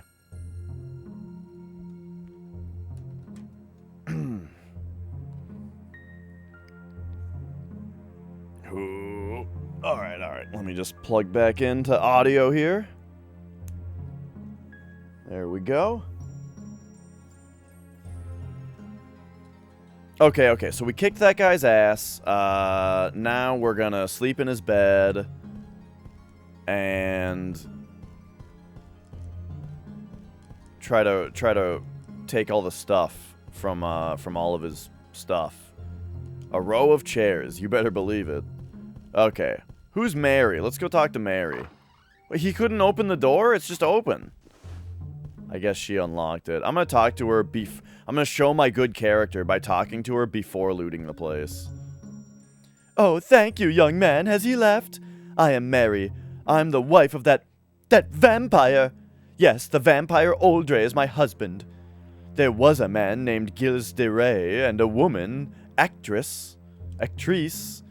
They made him what he is today. He used to be such a good man. After he became a vampire, my husband started coming after me. And even our son Henry. Rather than become a vampire, I've even thought of taking my own life. But how could I leave little Henry behind? Can I ask you a favor, stranger? Help my little Henry escape from here. Henry is hiding near the entrance to the garden. If you go out the east gate, you can escape by a secret path through the forest. Please take Henry as far as this path. As a token of my gratitude, I will give you the copper key. Be careful. There are demons lurking about the garden. Take care of my son, young stranger. Why do you guys have gravestones already? Like, well, she has a reflection in the mirror. So, perhaps she's not a vampire. She has a reflection. Boom. Break that mirror so that I can't tell later if she became a vampire. But, ooh. Oh, okay, crossback, nice.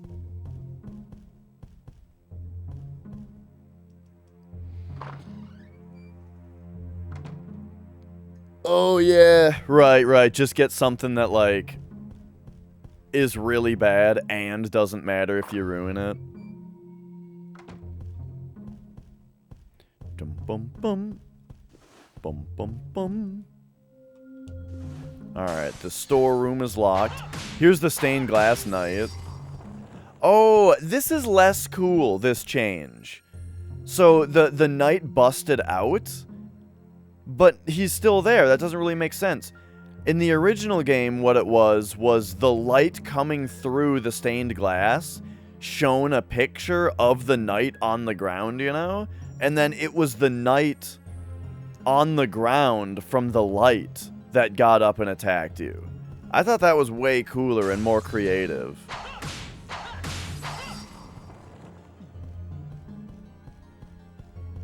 But I guess it probably confused a lot of people.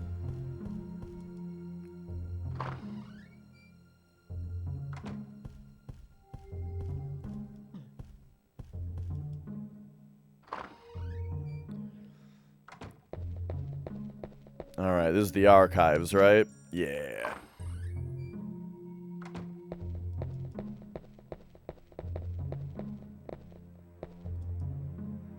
The words are scrawled in messy handwriting. The cover is signed J.A. Oldry. This diary must belong to the master of the residence.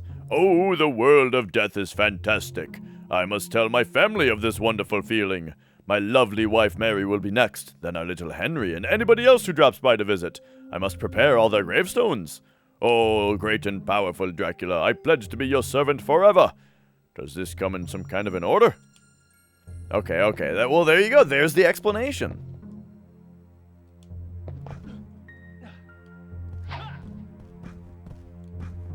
That's why all their gravestones were outside, is because he was planning to kill them. Honey, what are you working on? Your gravestone, my love. Oh, okay, then carry on.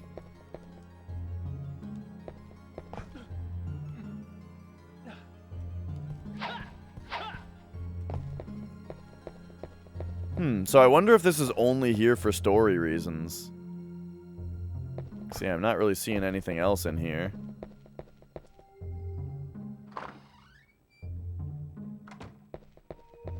I'm a little nervous about the vet visit for magic. You know, you never want to go there and find out that something's wrong. And also that, like, it's gonna be a big nightmare to fix it, you know. But that's the thing, is that what would be worse is if something were wrong and we didn't know. He's got a little bit of a limp. He's been kind of limping lately. So we're taking him to see what the issue is. He's not really very old. He's like 9, right? So I wouldn't expect it to be like old man cat arthritis or something, you know? But, you know, who knows? But I really hope it's not something like that. Maybe he just has to be put in a cast and wheel around like the Simpsons dog.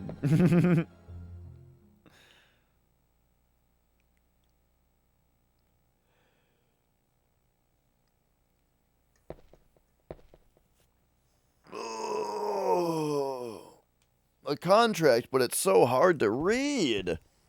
Pray, excuse me, but have you seen a scroll hereabouts? Ah, that's it. I thank you dearly. This is important to my business. Forgive my rudeness. My name is Renan. I am what you would call a demon. Wait. I am not an enemy. My role is to provide useful items for adventurers to the Dark Castle. It is shameful for a demon to be working, but one needs gold even in hell these days. Surely we were fated to meet. Whenever the need arises, use the scroll to summon me.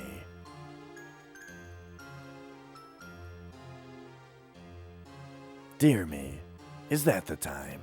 We have talked too long. Remember, summon me whenever you need. What up, Thazon?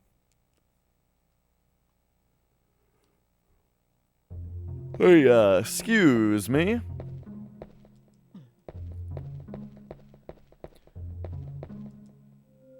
Alright, and then what's out here again? So we got... Oh, right. This part of the garden. Demolished, you say? As in, like, exhausted from work? Or like a...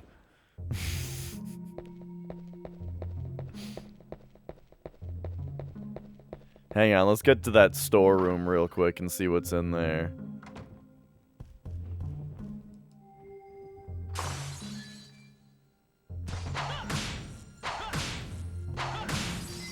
Yeah. I am yawning a lot today for some reason, even though I think I slept pretty well.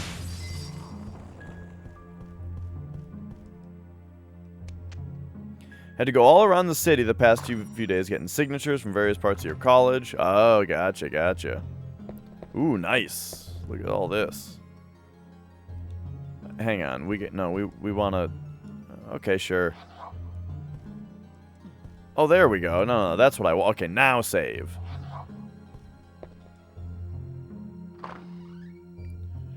And then... What the hell? I'm trying to figure out, like, I'm probably supposed to go down this way. Oh, yeah, and we got the Okay, we got the copper key, and we're supposed to find Henry.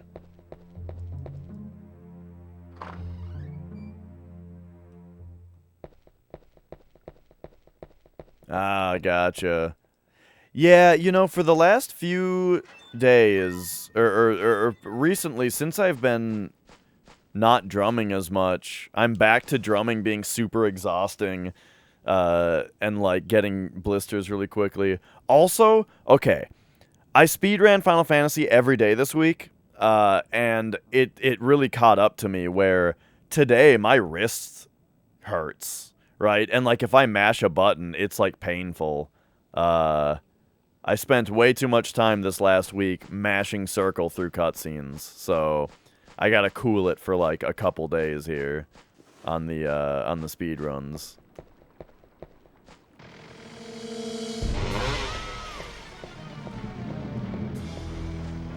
Oh no, it's Henry.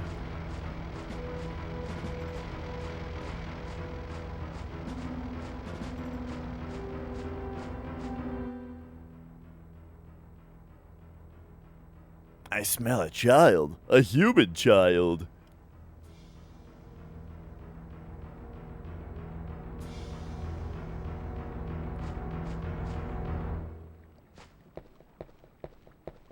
Oh yeah, okay. Here comes this N64 kid.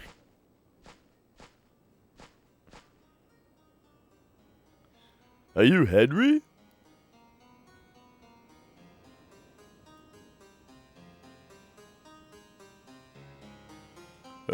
My father, he went mad.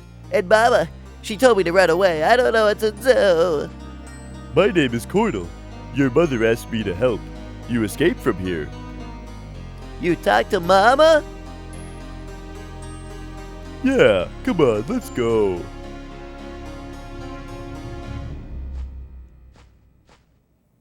Yeah, but what about the chainsaw guy? Oh, okay. Henry tags along. Try to lead him to the goal. Be careful that he does not receive too much damage. When he's attacked by demons, his health gauge at the bottom of the screen drops. Okay. Yeah. Okay. Oh, okay. Right.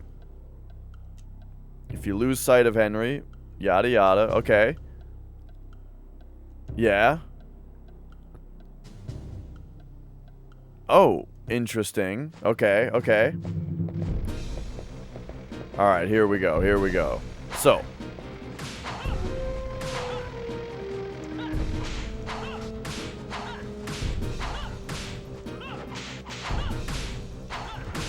Alright, we got him. Alright, Henry, let's go. Let's go. I don't know how quickly he follows, you know. Locked from the other side.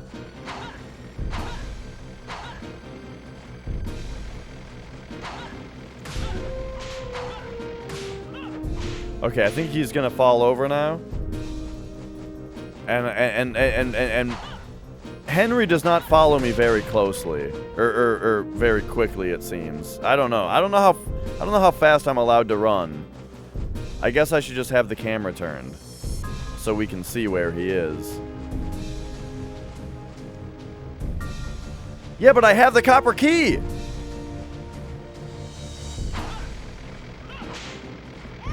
Uh-oh. Oh god, Henry just got chainsawed. Okay, here's the deal.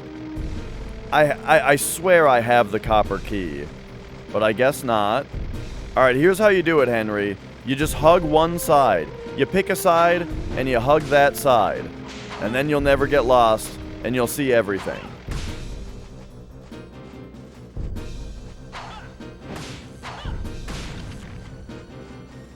Now, with these guys, Henry, remember, you gotta attack when they shoot a projectile so that your attack breaks their projectile at the same time that it attacks them.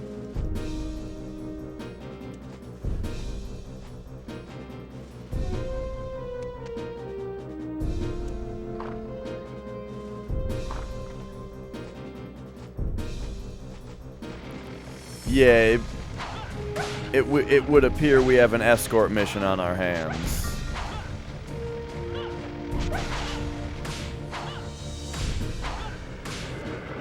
Okay, nice. Oh, if only I knew where I was going.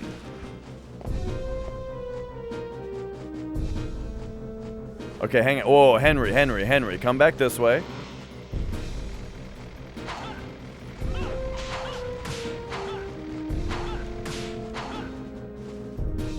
Okay, okay. Just keep hugging these walls.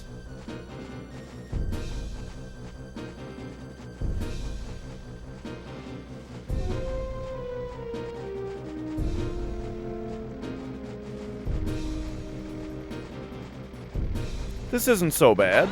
This isn't so hard. It's really easy to figure out when the chainsaw guy is dead.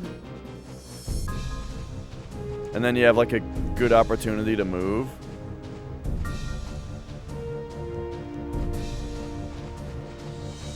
Okay, I'm not really doing a very good job hugging the same wall, but I think it'll be fine. Alright, you coming, Henry? I think chainsaw guy's over here now, yeah.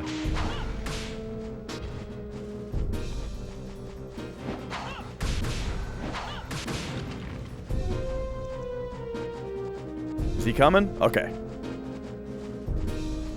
I think escort quests get a bad rap in general. Like, they're not automatically bad. Oh, he can escape through here, I bet.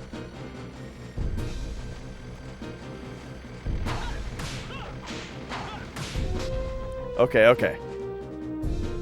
A small hole. That's right. Okay, no, you're not gonna climb through that, Henry? Alright, let's go then. The people you escorted in games, escorts? Well, I suppose you would be the... Oh my god, Henry. You would be the escort, right? Wait, what the fuck? Is he... Henry, it's just a little chainsaw wound. Quit being such a little bitch.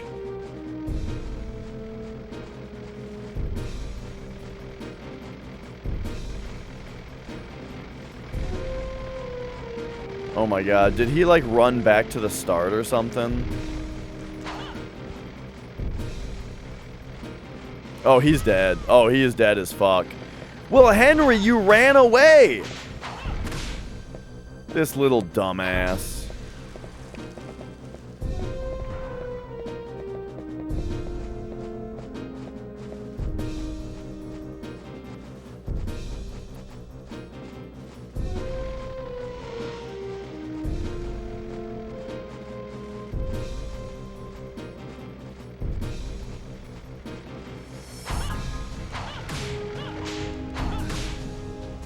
Okay, okay, okay. This way.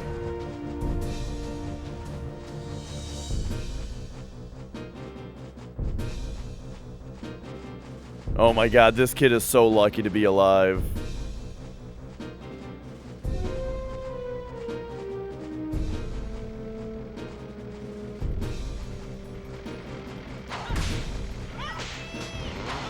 Oh, it's...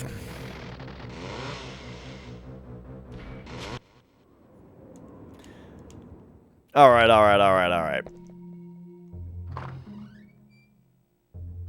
So, that escort mission was going completely fine until getting hit caused the kid to run back to the start.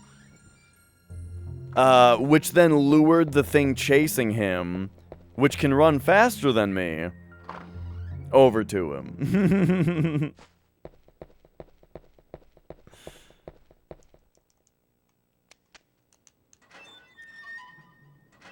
Alright, you little dumbass. Let's try this again. Did I say it was easy? I don't remember that. I was saying that, like, I was trying to say that they don't make it too hard for him to, like, you get good information. Yeah, I was probably saying it was easy. You get good information as the player about, like, when the enemy is down and all that, but oh man, the kid running away.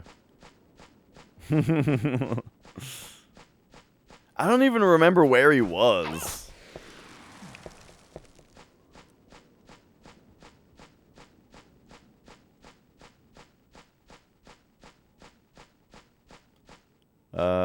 Wait a second. I think I was right at the end, too, is the thing.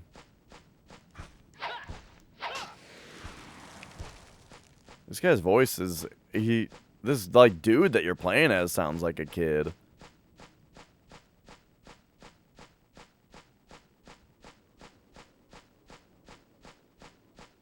The fastest way for a game to give you what for is to comment on how easy it is.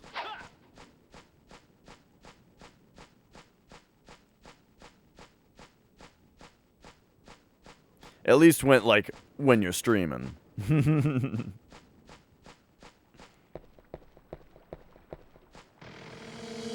Okay. So here we go again. Alright, where's Henry? There's Henry. So, it's too bad that my weapon isn't upgraded anymore, but hey, look at that. It was still 2 shots and a cross that got him.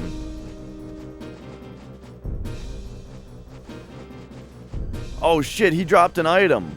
Hang on, I want that item. No, it's fading away. Oh, man.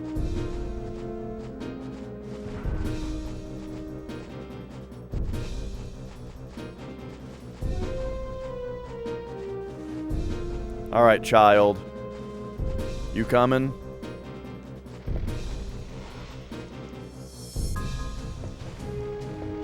What the fuck?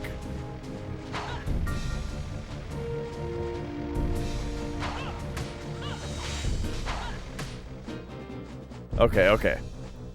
I guess we'll just follow the path of where there's enemies.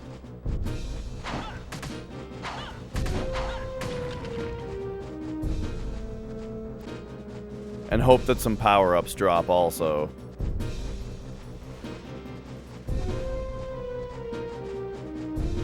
Yeah, I've heard kind of mixed things about Lords of Shadow, but they look decently fun.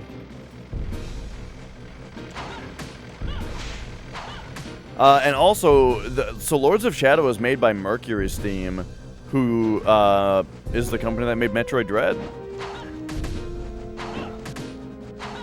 So that's pretty cool. Now, it is a historic thing though, where when companies are under Nintendo, they tend to make better games.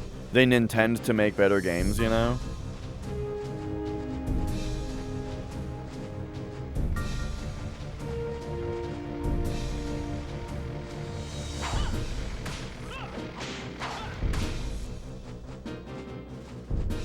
Speaking of Metroid Dread, I started my 4th playthrough last night.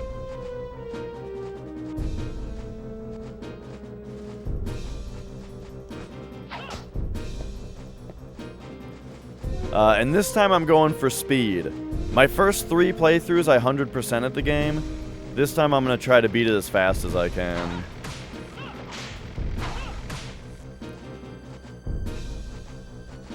Man, which way did we come from? That way, okay.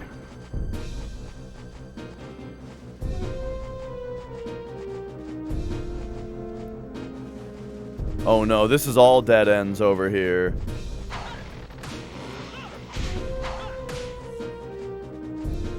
Yeah, Flex just started his 2nd playthrough. Because yeah, I 100%ed it, and then I 100%ed it on hard, and then I 100%ed it on hard again. And now I'm going for a fast playthrough on hard. Basically, now that hard mode exists, I don't even need to say it anymore. Because normal mode just doesn't exist anymore.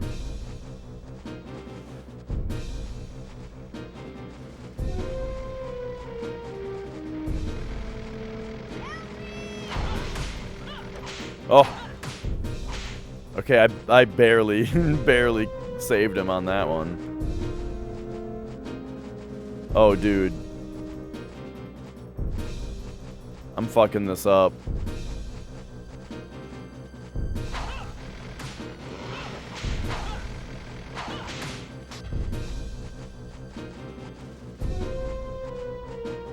Alright, kid. Let's try this way. Is this way any good? I think this is where I just was. Maybe we were supposed to go through this door. I think I went through this door last time. Are you coming? Oh my god, this kid moves so slow. You've got young legs, kid. You gotta move them a bit quicker. Okay, here we go. Now we're on the right track.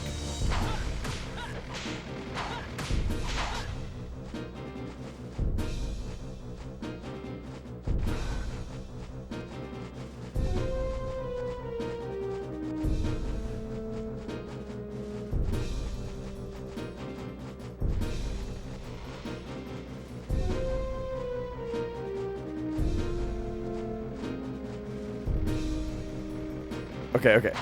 Yeah. Yeah. Yeah. Alright, let's go, let's go, let's go.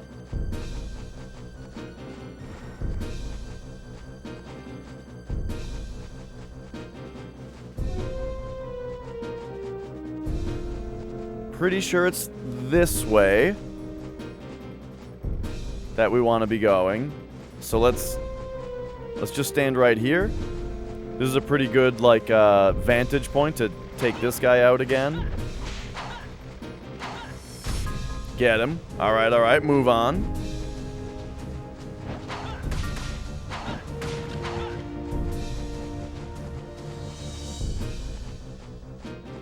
Uh-oh. It's almost nighttime.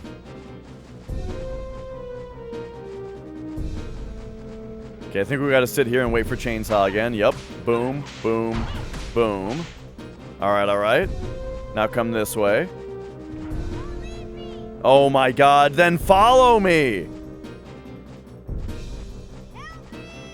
Bro. Bro. Okay, okay. I'm sorry that you're... Quit looking back at him and look in front of you so you can run faster.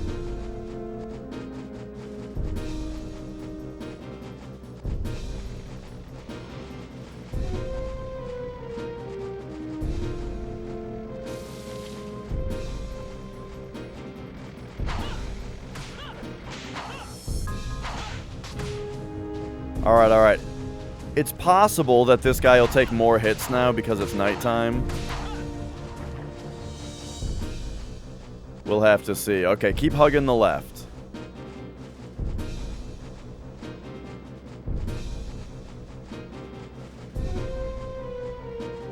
Okay, maybe it's this door.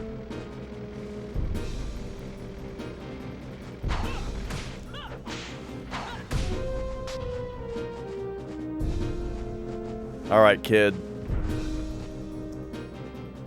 Locked from the other side. Okay, okay, okay.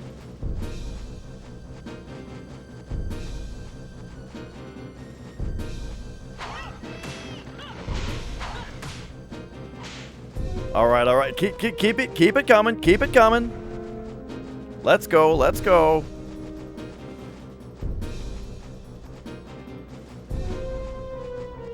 Oh no, it's just another one of these. Look, can you get in here?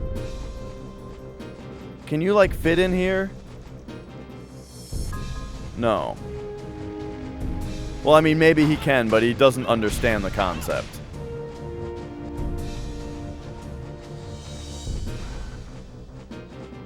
Alright, alright. So this whole area was a bust, I suppose.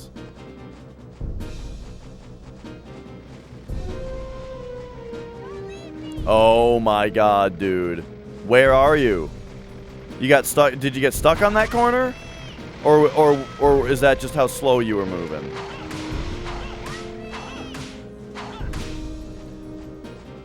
Oh, maybe he ran to the start last time because he got attacked while he wasn't following me.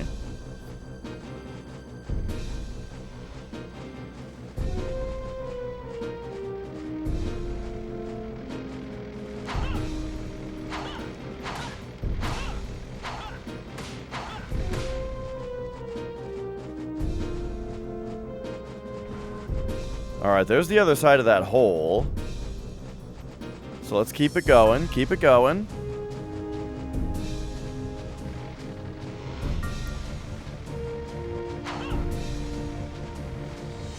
This escort is taking a long-ass time. Oh, God. Alright. Oh, wow. Only 2 hits that time. Alright, remember what we talked about. Oh, God. Wait a second. We're just back here now? Huh? I have the copper key, don't I?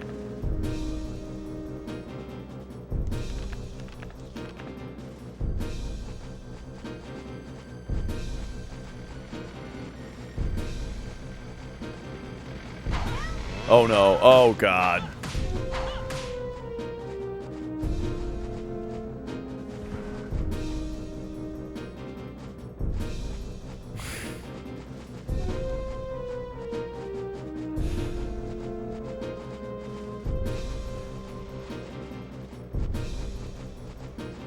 I don't know where the hell I'm supposed to go.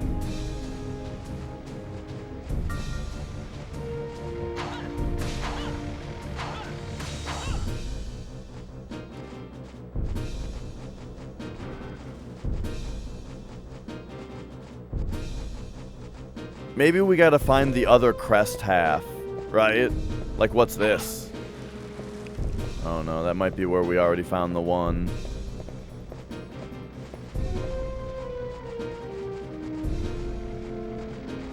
Okay, what's this door?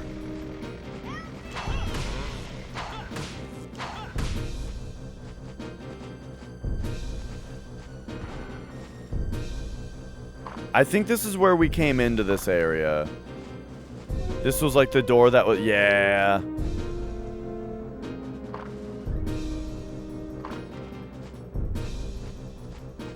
Okay, he's getting back up.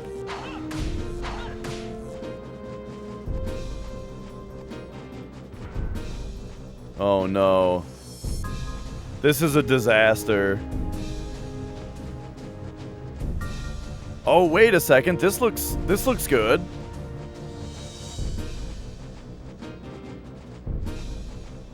Alright, you little bastard, are you here? Are you behind me? Oh, there we go. Jeez.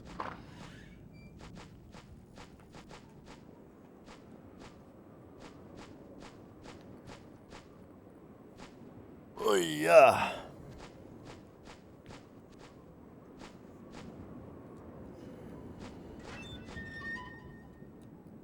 You'll be okay from here. Now, walk that way through the forest. As long as you wear that pendant, the wolves will watch out for you.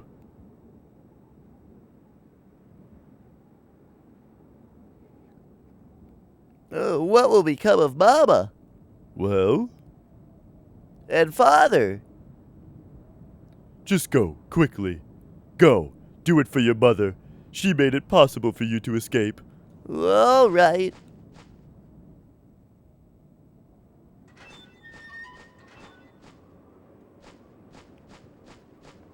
All right. We did it. Okay, so the kid is escaped. So now we probably gotta go talk to the mother again. And see what she says. Look at Cornel's butt crack. It's got a pretty well-defined butt crack for us to examine while we run forward here.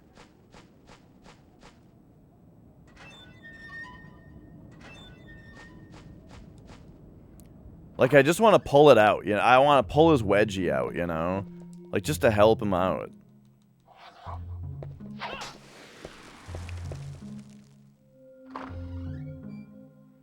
Bum, bum, bum. Okay. Well, that, that took a minute.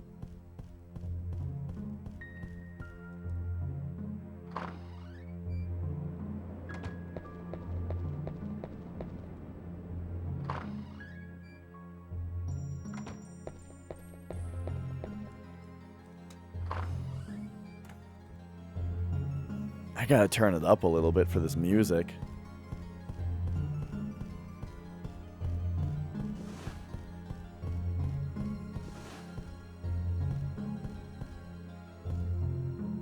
Was it this way?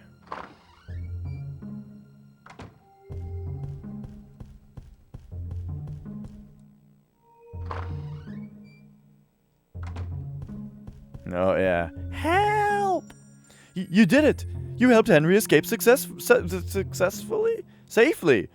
Oh, that's wonderful news. As long as that child is safe, I have no more regrets. As promised, I give you the copper key. I hope that it serves you well. Again, I cannot thank you enough, young stranger. Oh, okay. For some reason, I thought she said that she gave me the copper key already, but I guess I misunderstood.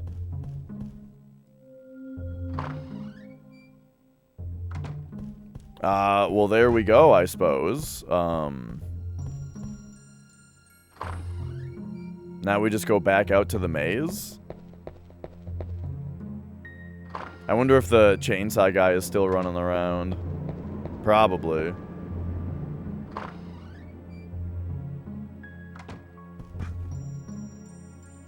Whoop.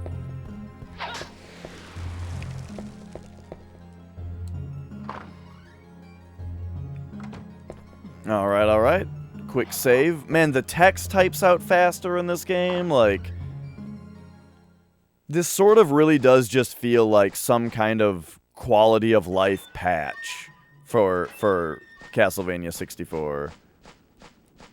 But also we're a new character and a bunch of shit is different. But like, all the little things, you know, have been patched up.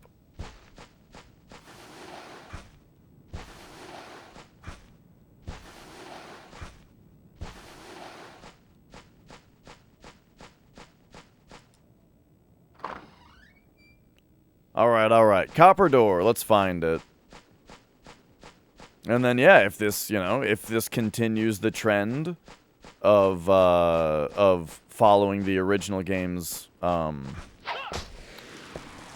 levels, then this will bring us down to the tunnels.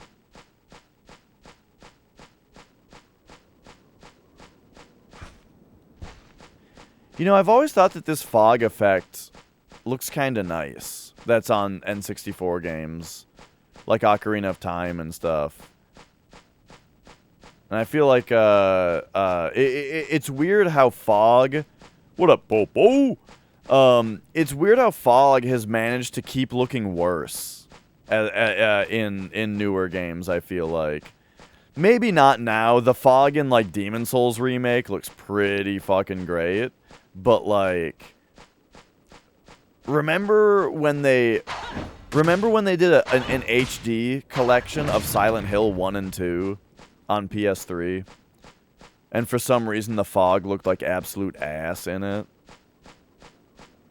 Maybe that's just a thing that happens with a port though, rather than an actual new game.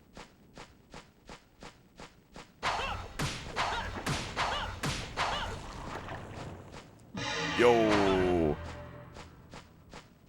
Point is, though, that I think that the fog around here looks pretty good.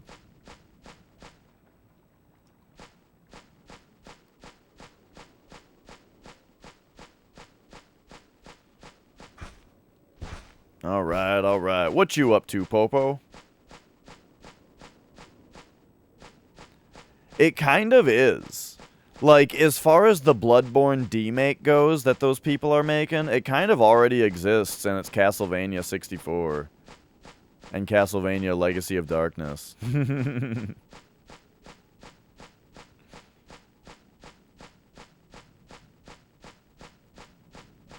Alright, well, enjoy me running around for a minute here, trying to figure out where the hell this copper door is. Eating lunch at work? Getting high?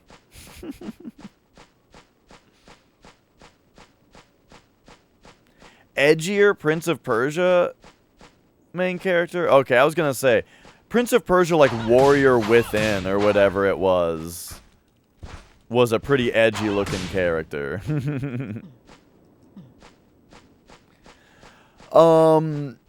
I saw about 1 minute of the Elden Ring spoiler gameplay.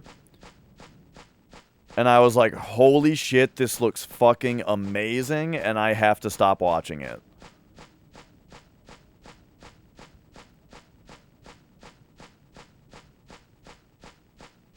But, yeah. So, I took away that it looks very, very good, and we should all be very excited about Elden Ring. Alright? That's all I'm gonna say. If you're excited for it, you should be. If you're not excited for it, you should be.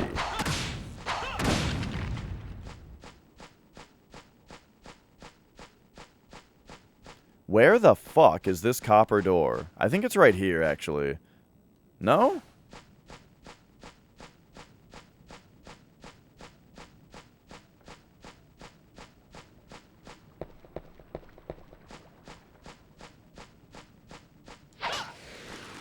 Oh man, I'm an idiot.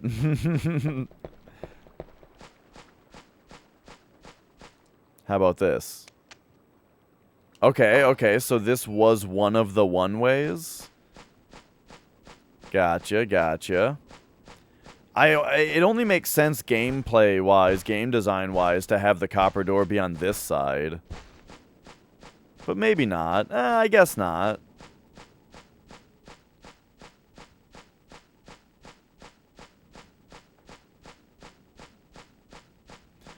A huge and empty map? I wouldn't think so. Because, well, I mean, I trust From Software not to do that. You know? Because you're right.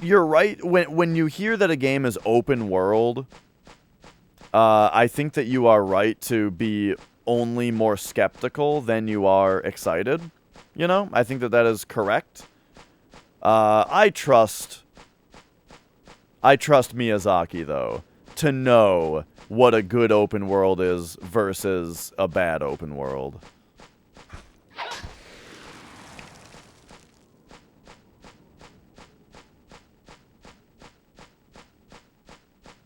Yeah.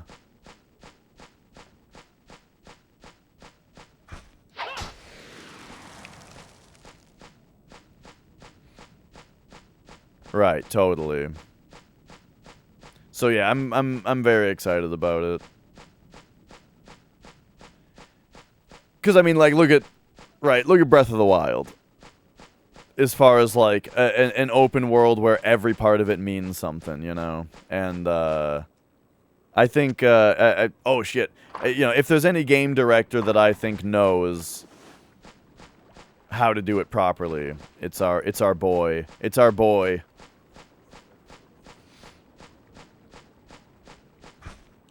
Ooh.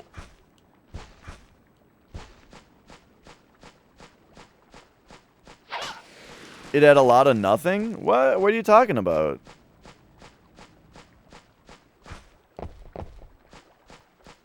Okay, was this also locked from the other side? And now we've... Yeah, alright, cool.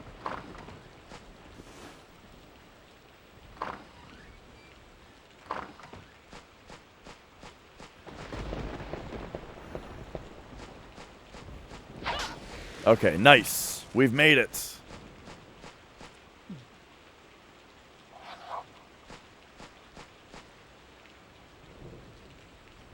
Oh, we only need one half of the... Oh, no. Okay. So the other staircase, long expanses of travel between areas and temples where there's horses and enemies but not content? What are you talking about, dude? There's Korok seeds defined all the hell over the place. There's all kinds of little, like, just... Like, everywhere you look, you get distracted a million... Like, maybe you're not excited by Korok seeds being the reward for doing things, but there are so many little things that distract you that, like, that are specifically created and not just, like, something that looks like it might as well have been randomly generated, you know? Like, every little bit of that game feels like, yes, I'm in a place that had care and detail put into it. Sure, but my point is that they're fun to get. Like, it's kind of like extra lives in Mario Bros. How I was talking about how it's funny how so many things, like, the big reward that you get for doing things in Mario Bros. Is always just like, oh, I got an extra life, you know? Which is totally pointless, but it's still fun, you know? It's still fun to get it. And the game acknowledges that you did something and gives you something, right? And to me, it's more about that. Yeah, the island off the coast was a particularly cool part. I mean, I don't... Well, that's the thing, too, is I don't think you're intended to get all the Korok seeds.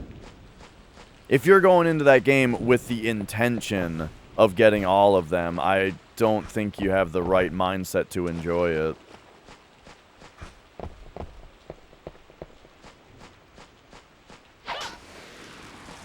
Alright, so I gotta find the other half of this crest? What if it's back... What if it's in the mansion, like in the archives or something? You go into all games with intention to 100% them. I go into games with intention to play them until I'm satisfied with them. Which sometimes means 100% them, sometimes it doesn't, and sometimes it means 100% them multiple times. You know, like, it's always different game to game. Breath of the Wild is not a game that I would say is about 100%ing. To me, it's about having an adventure, you know? And at some point, your adventure is over.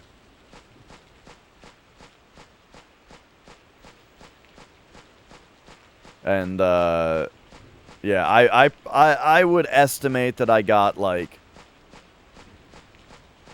40 to 50% of the items in that game. Being realistic.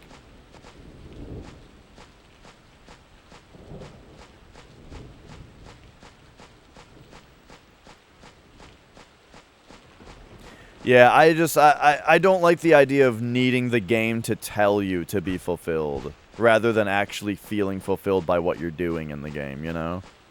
And to me, like, Breath of the Wild, it's funny, because I had the opposite thing with it, where with that mindset, it's like, yeah, this game was amazing because I was constantly finding all kinds of little things around the world that were interactable, and that I was interacting with, and they were all handcrafted and fun and cool, you know, and then at some point the game was over, and I was like, yeah, that was great, you know. But, right, if I was to, like, go to a map and go, okay, now I have to go to this area, and okay, I've been told that there's a Korok seed here, so I look around, and, oh, it's one of these, I'll do it, okay, check that one off the list, go to the next one, that sounds like a miserable experience. That's one thing that I can't fucking stand in games, is when your map is littered with a bunch of chores, and you go to each one not even knowing what you're going to expect, or what to expect there. You just go there because you've been told that there's something, and then you have to look around and, okay, I guess it's this, and I got it now, what is it? Okay, you know, and then you're out of there, and that sucks. And it's and like that's what was so good about Breath of the Wild, is that it didn't do that, while other games did, right? Horizon Zero Dawn came out the same week. Horizon Zero Dawn came out the same week, and that was a game where it was like, there would be a thing on your map that would say, there's an artifact here. And I'm like, what the fuck significance does that have? I don't know. And so I put a marker on it, on my map, so the game tells me exactly where it is and how far away it is, and so I run straight to it, and then it's like, okay, here it is, and I pick it up, or then I have to, like, use the fucking supervision to have a breadcrumb trail of, okay, now follow this path, walk exactly in this direction, while the main character spouts off some nonsense about nothing. And then I pick up the artifact, and the game's like, good job, you got it. Now it's off your map. And I'm like, this gives me zero pleasure, what just happened.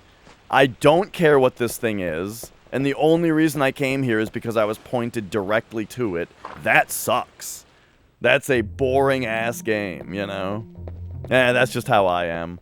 I'm not, of course I'm not saying that, that I'm right and you're wrong. I'm just saying that's how I view games, and that's why I liked Breath of the Wild so much. Not looking to 100% it, and why I hated Horizon so much.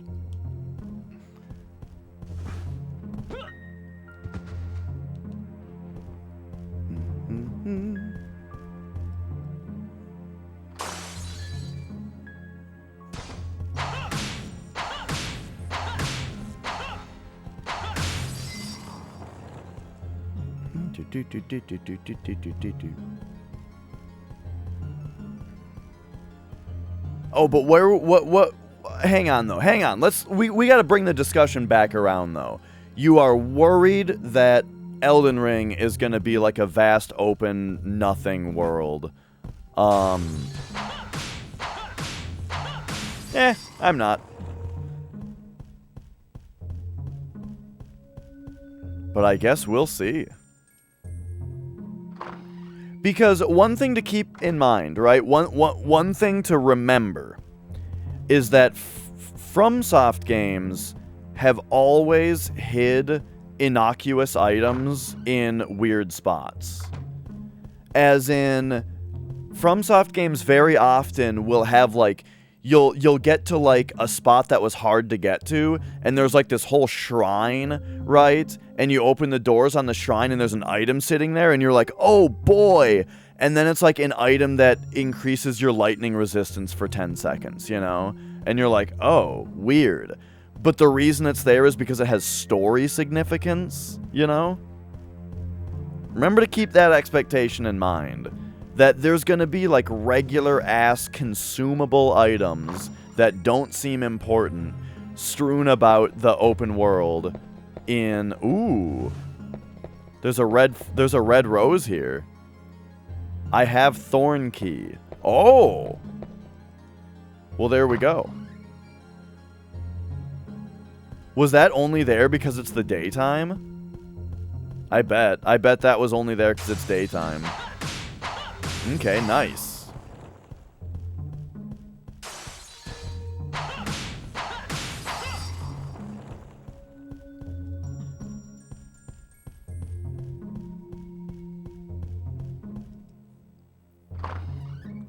Yeah, I suppose I could see that. Like, I definitely understand where your worry comes from. That mounts mean that traveling faster is important.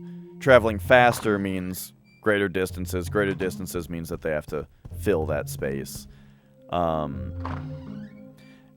If the world looks really good, though, okay. I think, let's say that there are expanses of there being not much to do in the open world. As long as it's like fucking FromSoft's art direction, where it's like this place looks really sweet, and you're looking around and your brain is picking up all this story out of the environment, you know? Then I think that that's good.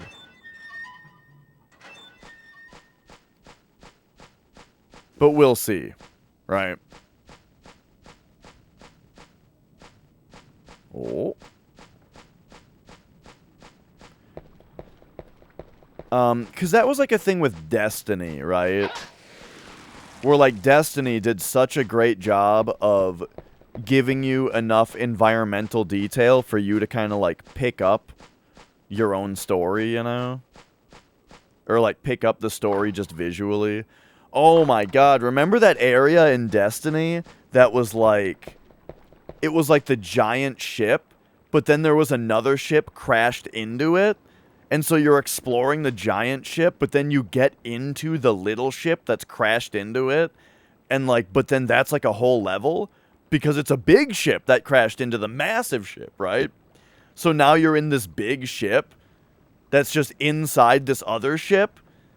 And so it looks different because it's a different, it's a Cabal ship, right? and then you get to the other side of it and walk back out of it, and now you're back in the massive ship. Like, oh my god. Shit like that I just love. Oh, right. Right. I'm looking for the rose garden.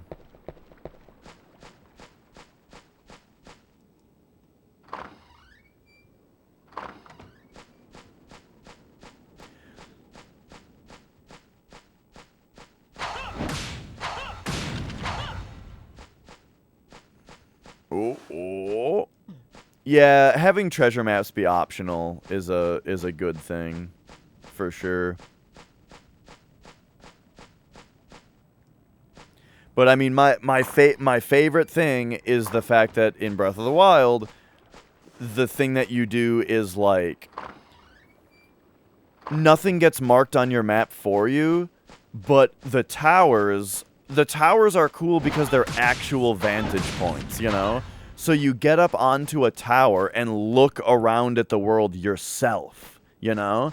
And you take out your binoculars and you put markers on the map of things that look suspicious yourself. Because you are interested, you know? And there is such a massive difference there that makes it so much more satisfying.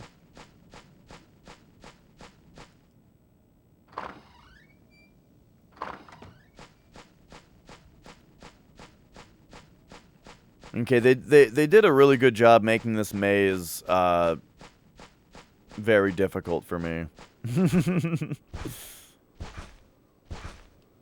Okay, here we go. So we got the Thorn Key. So this, I'm sure, will get us the other half of the crest.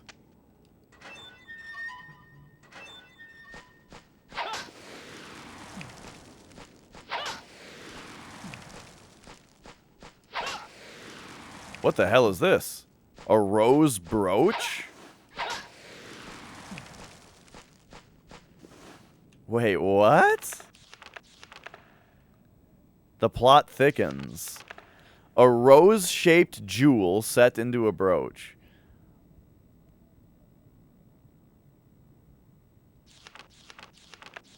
I wonder if I need to use this to get the other crest half, or if this also goes on the thing. Like, we gotta put the two halves of the crest on, and then also the rose brooch.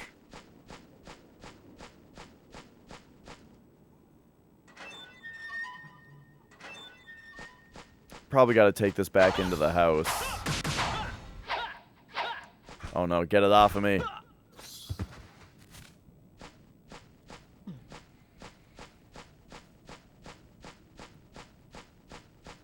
Oh boy.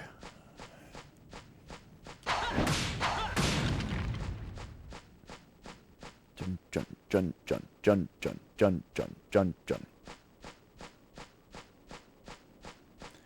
My only worry about Elden Ring is just that, like, so George R.R. Martin is apparently involved with the story, and I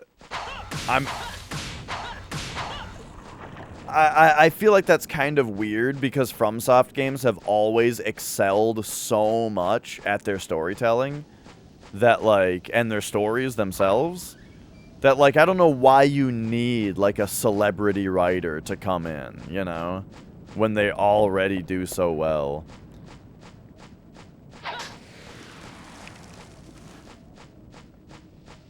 But we'll see.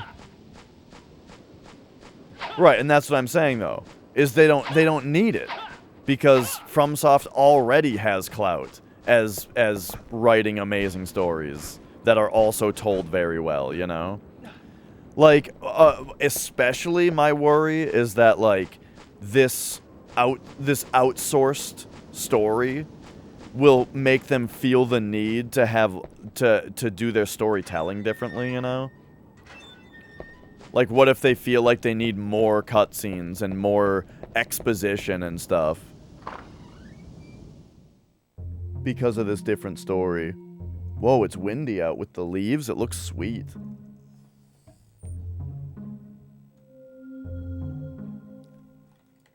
So,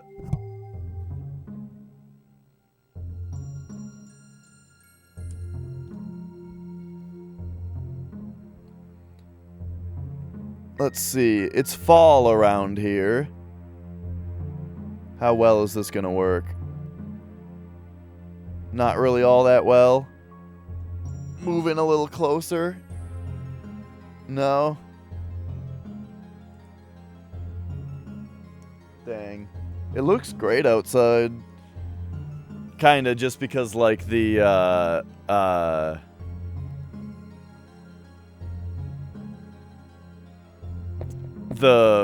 most of the leaves have fallen off the trees now, and so but like the ground, you know, it hasn't snowed yet, so the ground is covered. Get to explore the economical climate. Yeah, so I mean that I worry about a little bit too. Like hopefully the game isn't too political, you know. We'll see though. I gotta run to the bathroom real quick. I'll be right back.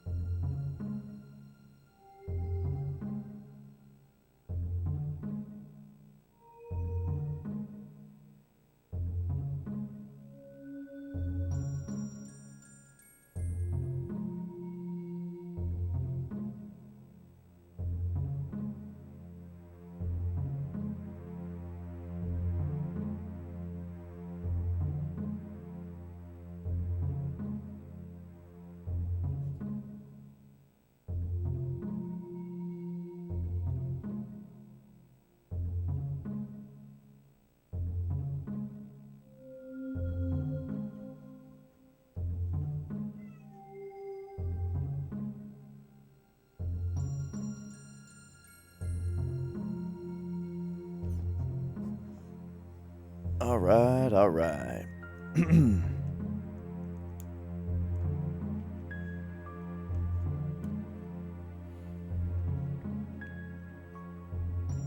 Yeah, I hear ya.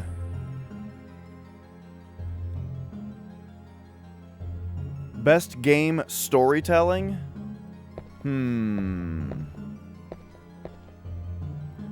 Outer Wilds?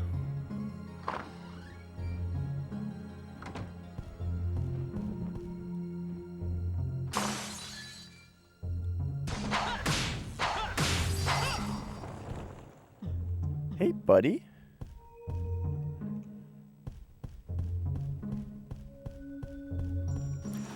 Well, the thing about Outer Wilds, though, that helps it so much is that the specific story that it's telling is so cool, you know? If you were to have the same type of storytelling in a different type of game, I don't know if I would like it.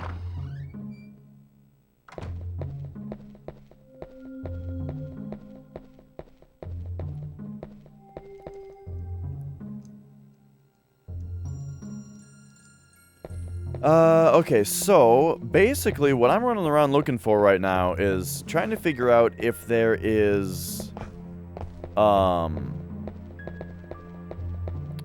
if there's a place,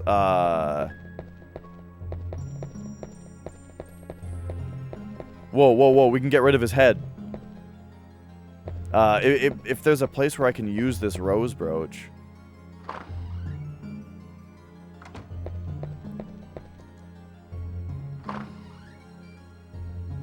Yeah.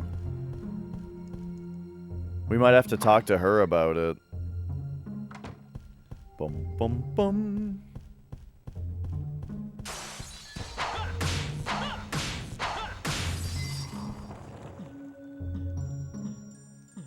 Because, yeah, the reason I say that is I think about, you know, Outer Wilds storytelling, and, well, it's just a lot of text, you know, that you find laying around. But, you know, but the way that you put the story together piece by piece and in a different order, like, everyone, not to say too much about it, but everyone who plays Outer Wilds will put the story together in a different order, you know? And I think that that's what is probably so cool about it. But then also the story itself that you put together is so cool. If you haven't played Outer Wilds, I think that's like one of my highest recommended games of all time. One of those games where the less you know about it, the better. And, like, trust me, you'll love it, you know. A mix of notes. Overheard conversations is good too, yeah.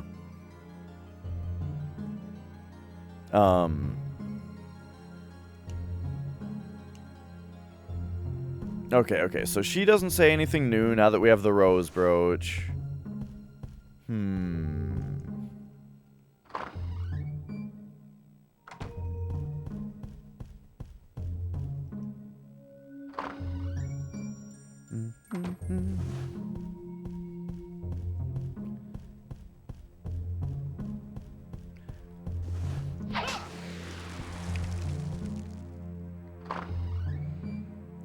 But yeah, I also I just love the storytelling in pretty much all games that that really minimally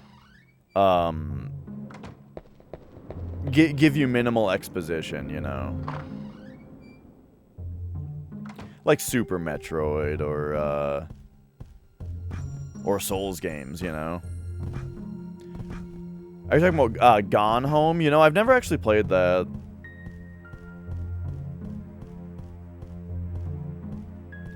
Because I need there to be gameplay, also. I've heard... The only thing I know about Gone Home is that it's, like, notoriously the first walking simulator, you know?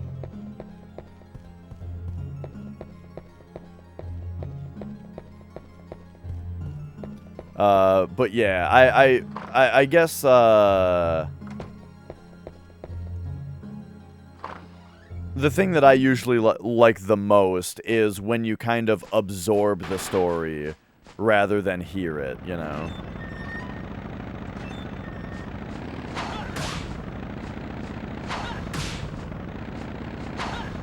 Yeah.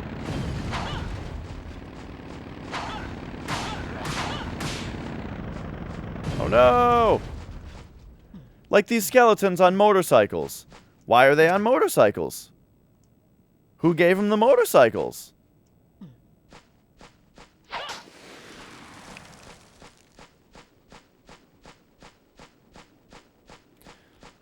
Nah, these motorcycles explode the moment that that there's not a motorcycle or a skeleton on them.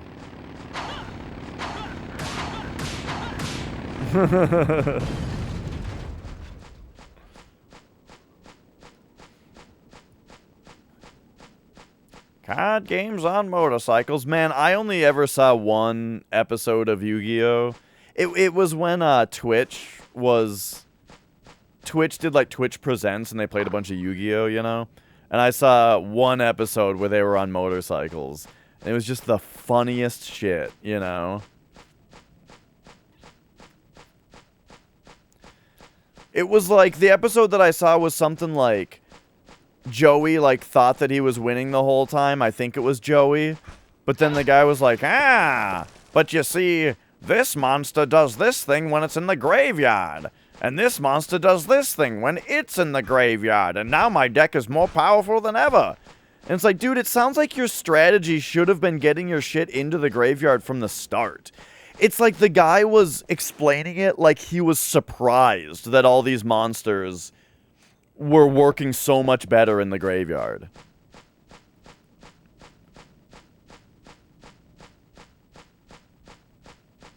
Right. Like, the show is so silly, the way that it's like it's like no one knows what the rules of the card game are, and they're all surprised by all the shit that's happening all the time. And I get it, that's how you have to make an entertaining show. It's just funny.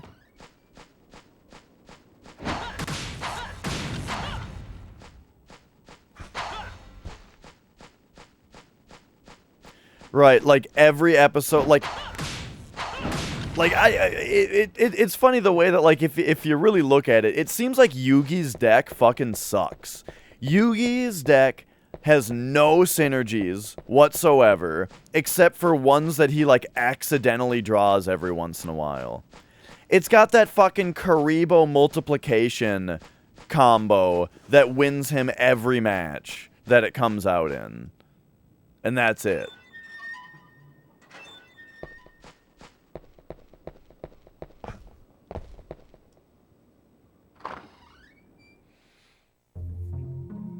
Every other match, he just, like, accidentally wins with some combo that he never thought of.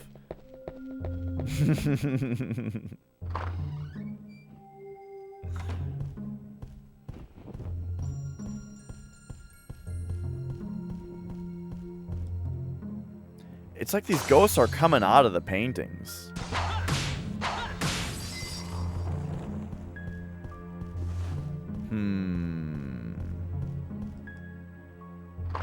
Right. Exactly. Like, and I guess that's the thing, is that, like, it's not very entertaining as a show to, like, have a bunch of cantrips in your deck, you know? To draw into your Exodia. What up, Pizza Farts? No, it gets thrown into the ocean. Weevil takes Exodia and throws it in the ocean. Kaiba tears up Grandpa's Blue Eyes White Dragon. Remember, Kaiba has, Kaiba's got 3 Blue Eyes White Dragons. And he tears up the 4th one, so that it can never be used against me. Instead of just putting it in his deck. Like, Kaiba, why don't you just put it in your deck? Or keep it as a backup? Why do you gotta tear it up? I guess he just loves being dramatic. He wants to increase the value of his 3.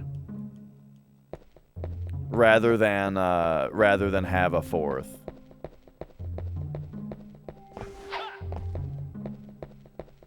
Am I going to be playing GoldenEye? I am unaware of there being a GoldenEye game coming out. Or are you talking about the N64 GoldenEye?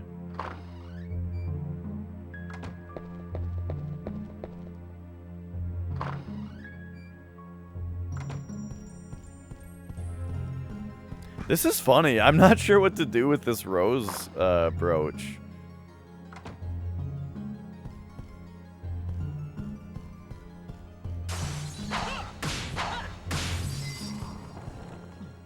They nerd out with deck building? Yeah, I mean, not that I know of. It would be, oh my god, I didn't want to pick up that knife. It would be funny to, GX actually, like gets into that. Funny.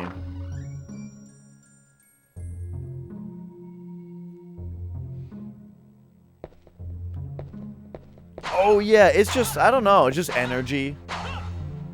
Just magic.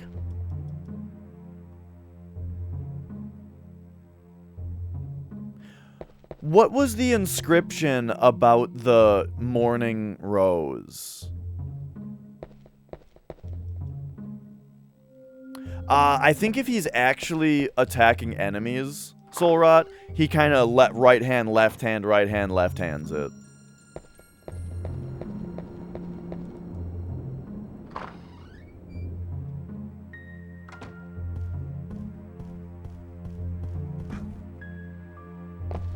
Okay, I think I gotta find the inscription about the rose again to figure out, like, where to take the rose brooch.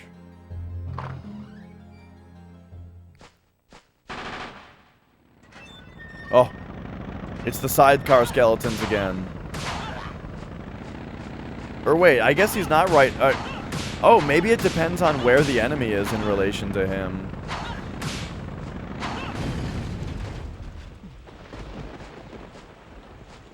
I don't even need red jewels anymore.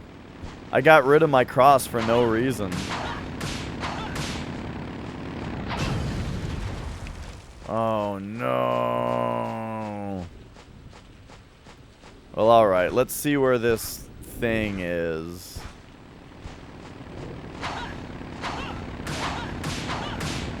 Woo!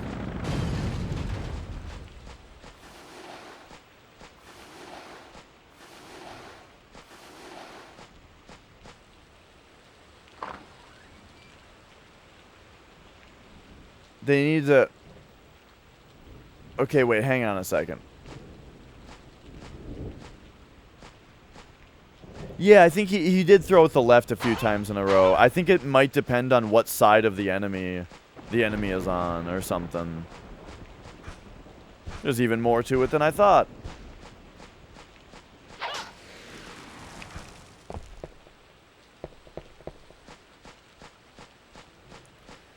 Oh yeah, the speed. Oh my god. That kind, like, okay, so if you are playing the honest Yu-Gi-Oh trading card game nowadays, are there motorcycle elements in it now?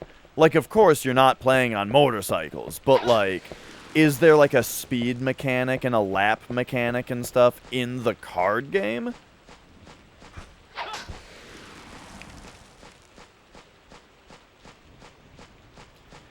Because, I mean, it wouldn't be so far-fetched to just be like, yeah, but most of the tournament decks don't use it, or something. They never existed. Okay. Because there's stuff in Magic, like, remember when they decided to have energy be a mechanic in Magic? Where, like, here are cards where when this comes into play, you gain 1 energy. And it's like, thanks, idiots. Now this completely, like, changes the game forever. Like, they only had mind for standard play at that time, you know? And so they're like, it's fine, standard is gonna rotate out and then energy won't be a thing anymore. But nah. It's a thing in Eternal formats forever. Same with fucking Phyrexian mana, the worst idea ever.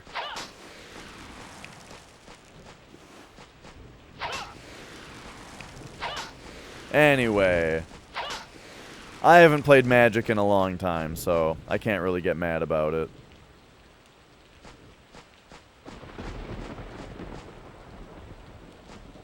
Do any of these say anything? Okay, this one... Oh, it does, I guess.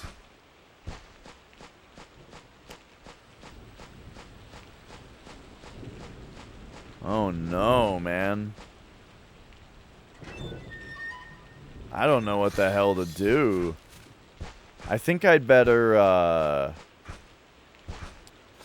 think I just gotta keep looking around the maze for this other... half of the crest.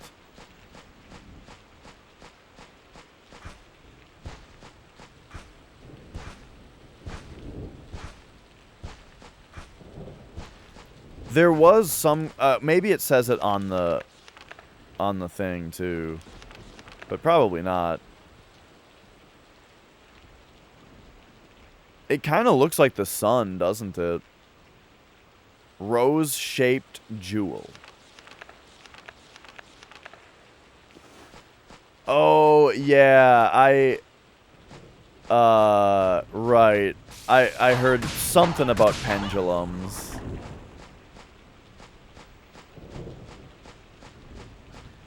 Yeah, the joke about Yu-Gi-Oh, which kind of remains true, is always just that, like, the cards have to have so much fucking text on them to know what they do, you know? Magic has started having more weird stuff like that, though. Like, there's those, what is it called?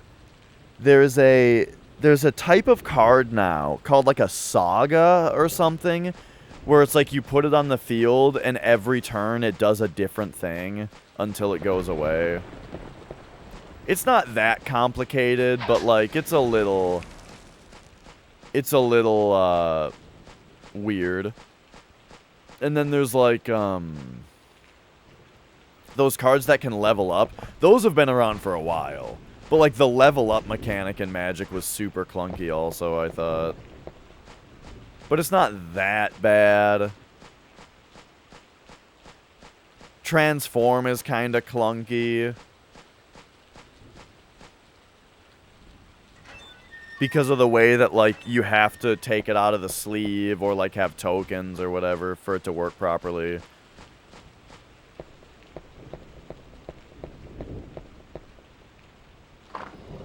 I don't know. It's not a new opinion to say that it's kind of a bad idea the way that Magic, like, they insist on not you, buddy. Magic like Wizards insists on making a new mechanic every single Magic set, you know? And so they end up having to come up with like clunky shit because there's just no more clean stuff left.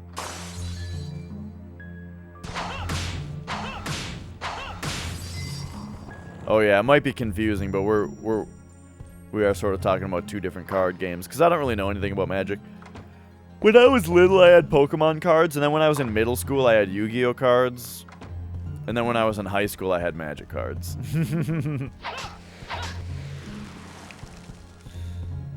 But like the Pokemon cards and Yu-Gi-Oh cards were just like I got a few starter decks that my parents bought for me, you know? And then Magic was, I had a job, right? I had a job and I got into it because a friend of mine was really into Magic and had multiple decks, you know? And I bought him World of Warcraft, Wrath of the Lich King. I bought him Wrath of the Lich King, and he gave me one of his Magic decks.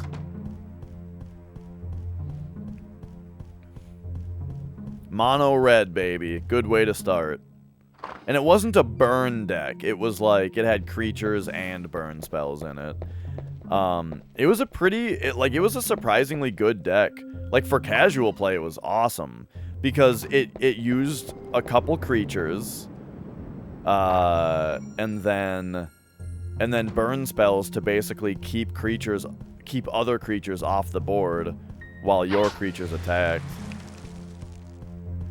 Like, it had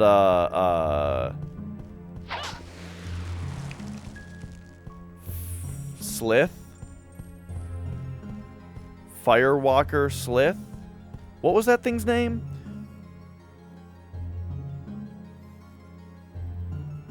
I think there was a cycle of them. There were Sliths that were like, they were like 1/1 creatures that got a +1/+1 counter every time they did damage to the enemy. And so, like, that thing would just keep getting bigger on the board as you cleared out the opponent's creatures with cheap burn spells like Shock and Lightning Bolt, of course. So that was fun.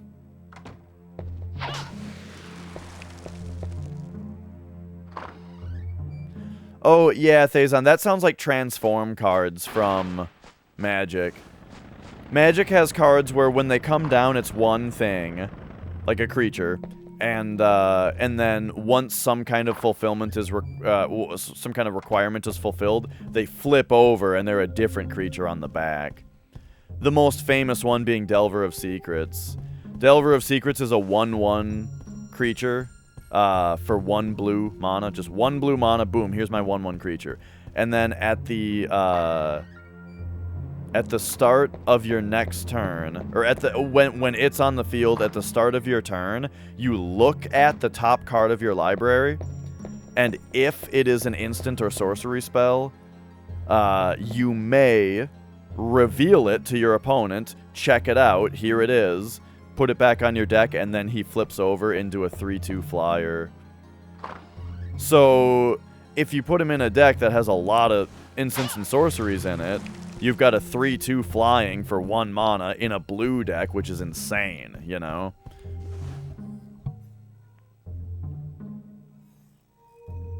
So for years and years and years and years, Delver of Secrets has been a staple of Magic. Because it's just like quite good in every way, you know? It's cheap. It becomes powerful, and And the thing that enables it to be good is to have a lot of instants and sorceries in your deck, which is good.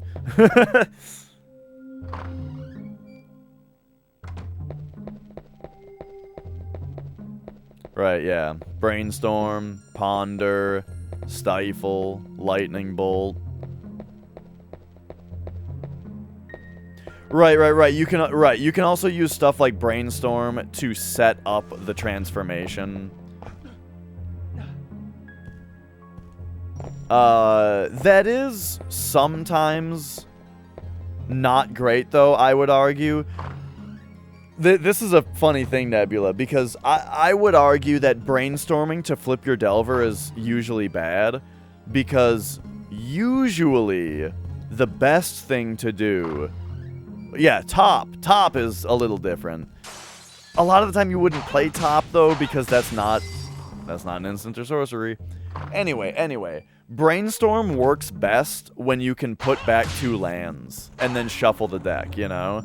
So that you get 3... Or so that you get, like... Essentially, you get 3 cards out of your Brainstorm instead of 1 or 2.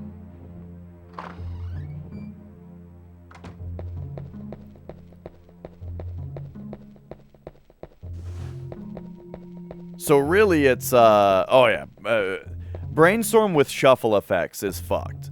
Which is really why, it's funny, I heard Rich Shea talking about this once, where, like, the thing that breaks Legacy and makes so many cards overpowered is fetch lands. Really, like, the overpowered thing in Legacy isn't Delver, it's not Brainstorm, it's not Deathrite Shaman, it's fetch lands. Not even dual lands. Fetch lands. Because fetch lands turn dual lands into tricolor lands, or even all 4 colors, right? If you have dual lands and fetch lands in your deck, a fetch land can get you any color you want. And that's fucked. Fetch lands make Deathrite Shaman overpowered because it enables their mana producing ability. They make Brainstorm overpowered because they make it so easy to shuffle your deck after putting lands back, you know? Like, it's funny, like, no one wants to get... It seems like no one wants to get rid of fetch lands because they fix everybody's mana so well, and they make the game so much less about not drawing the lands that you need to draw, but they also make everything overpowered. Everyone comes with that deck, and you watch one person start their 5-minute one-turn combo, hoping it fails so the other guy gets a turn. Yeah, there are some Magic decks that do that, but they don't win tournaments. Is the thing. That's the funny thing about, like, Magic tournaments, is that there are Magic decks that can just win on turn 1 with a stupid combo that takes 5 minutes. But those decks never win tournaments because they're inconsistent. You know, to win a tournament, you have to win 50 games in a row, you know?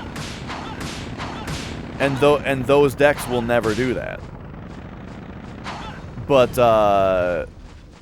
But you go in there with, you know, your Rug Delver or your Miracles or, you know, something that, like, actually controls the board and has answers for different things and, like, establishes a lock. You know, that's a deck that actually wins a tournament.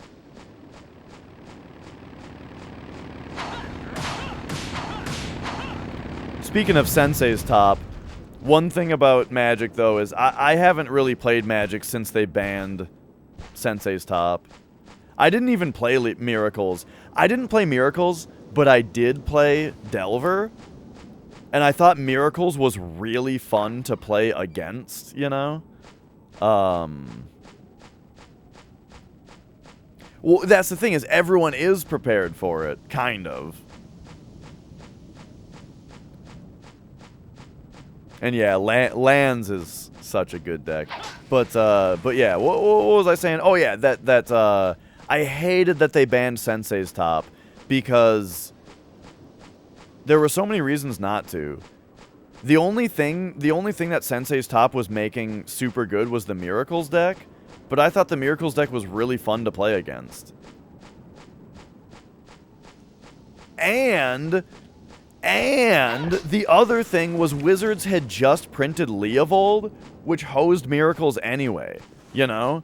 Like, Miracles was already completely destroyed by Leovold. But then they're like, and we're gonna print this card that destroys this deck, and then also we're gonna ban the card that enables that deck anyway. And it's like, get out of here with that.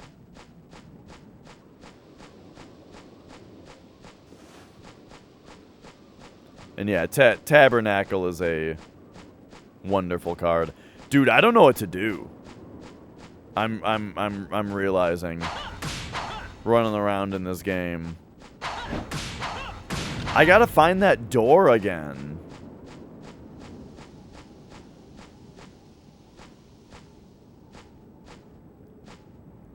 Only allowing the last few sets in tournament. Oh, I'm only ever talking about Eternal formats, Minin. So Legacy, which is where anything goes except for a short list of banned cards. Or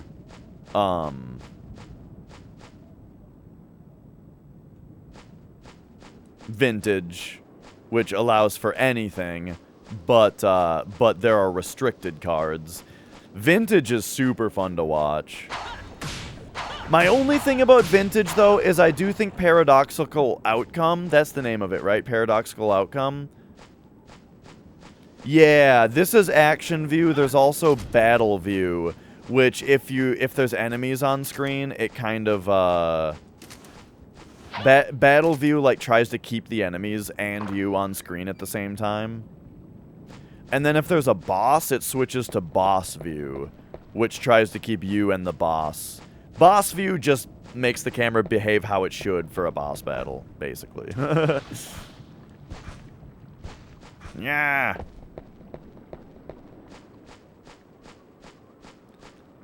Okay, here's what I'm gonna do. I need to find the door. Oh god, get it off of me. I need to find the door that has the two halves of the thing on it. But I don't know how to get around this area anymore. Oh my god, coffee.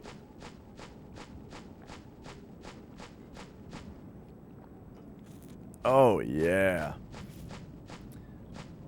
Yeah, it happens, stays on. Oh, no! That's why I like having you guys here. Imagine how difficult it would be to keep this stream going right now if I didn't have anyone to talk to or anything to talk about. Just, yup, still running around trying to figure out what to do. But yeah, I do apologize if the chat or if the topic at hand is alienating for anyone who doesn't give a shit about trading card games. But you know, we gotta talk about something.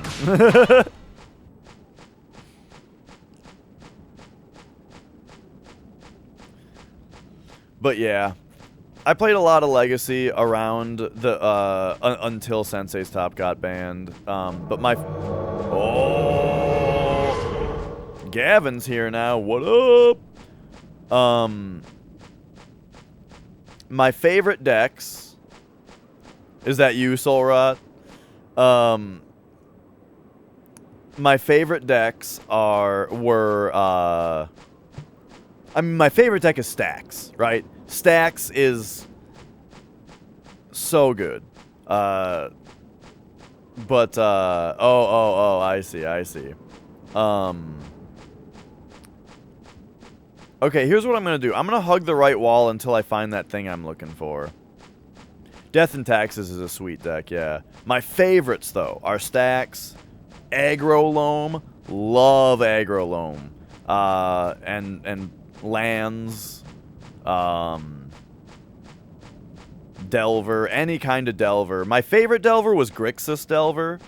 So that's red, blue, and black, if you're not super familiar with Magic. Red, blue, black was my favorite version of Delver because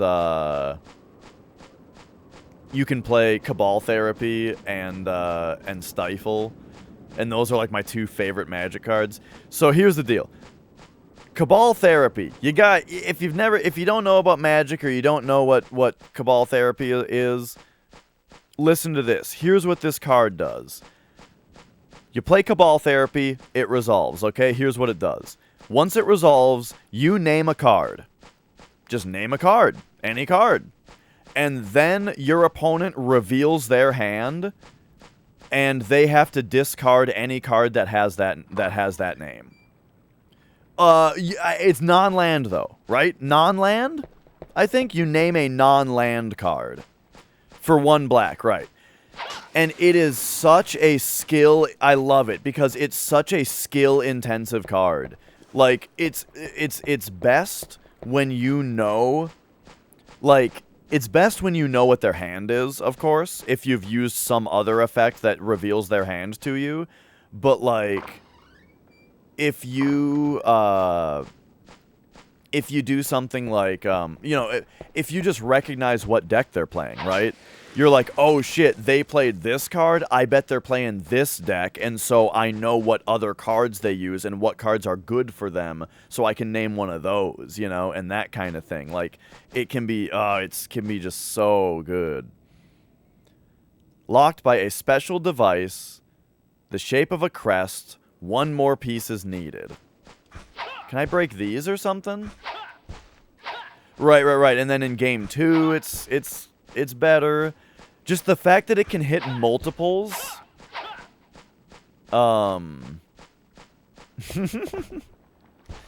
Yeah, Cabal Therapy, it's such a cool card.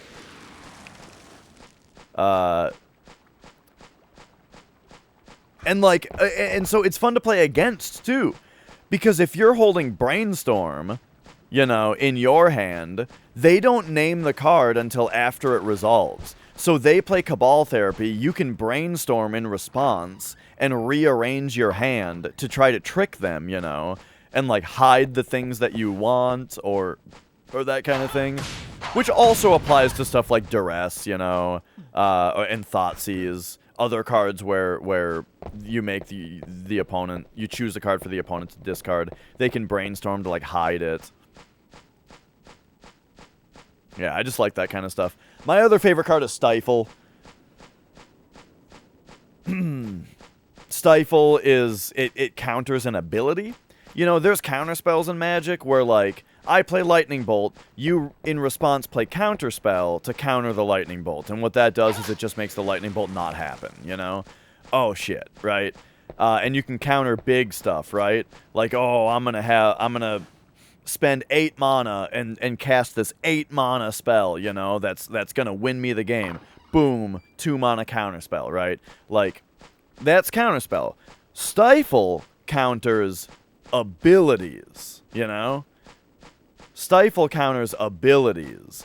So it's really good all the time because you can get rid of fetch lands with it. When people play a fetch land and then they spend 1 life and discard the fetch land to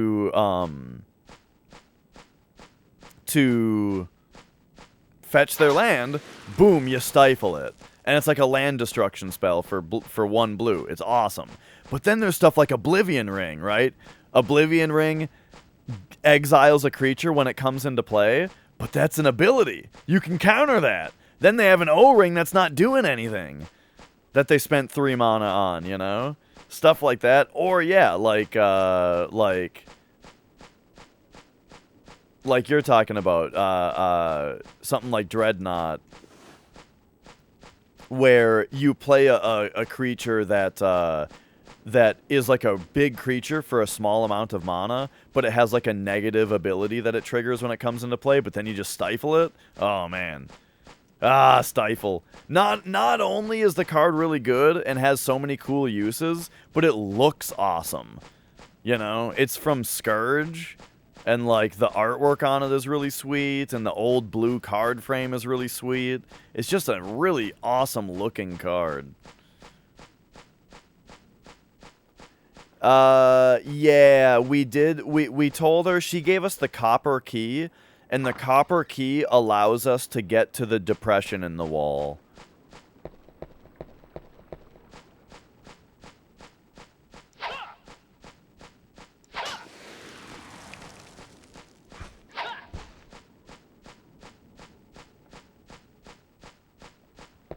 Well, shit. Yeah, I'm pretty stuck here. I guess we gotta get back to the house now.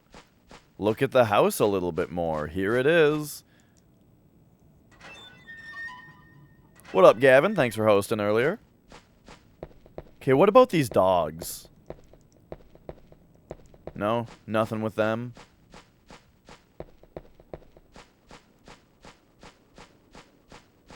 I tried to interact with them. I couldn't.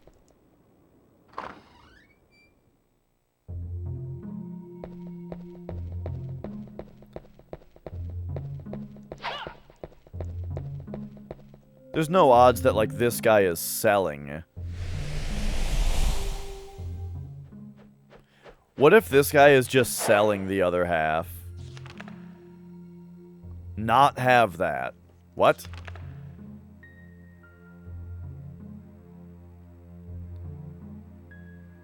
Oh, this just loops. Okay.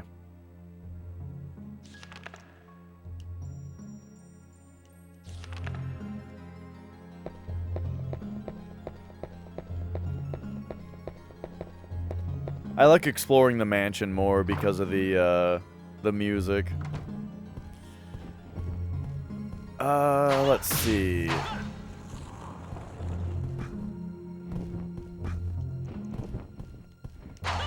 Let's check all this shit out. Painting that shows a garden. Hey, we got our cross back, so that's good too.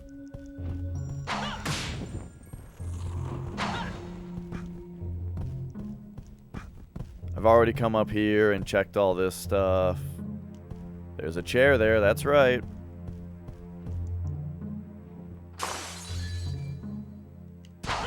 Yeah, yeah.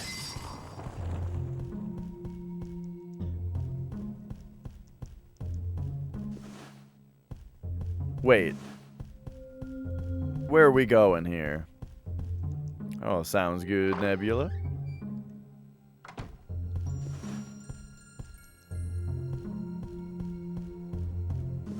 Yeah, hey buddy. Are you ready for your vet trip in an hour? We do only have 1 hour left before it's time to bring Magic to the vet.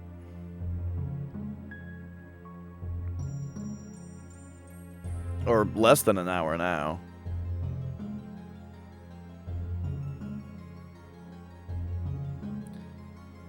So we should take some time to shower him with love before we take him out somewhere.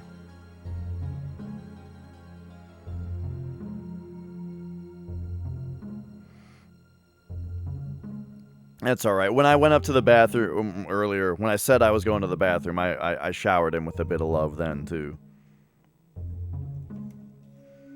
Alright. You can be right there while I play this video game. How about that?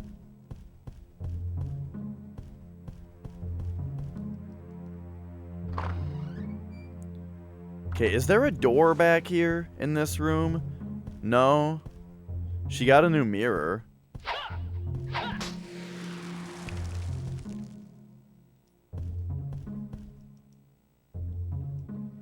He's got a limp. He's been limping around. Trying not to put any weight on one of his legs.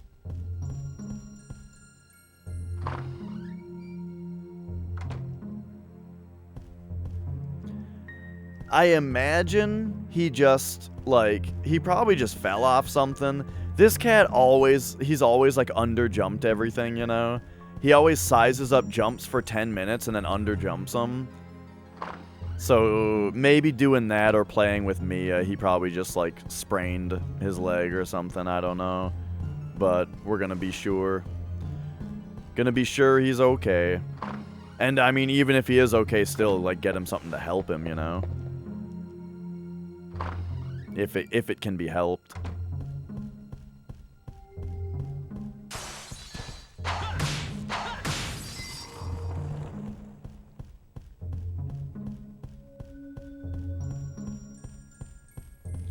Nicole is like over analyzing everything now.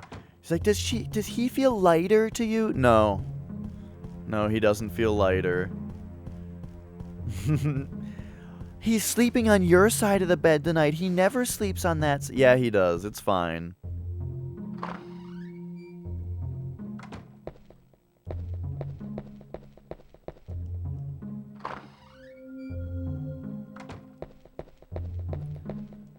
All right. Back to the archives. So you know what?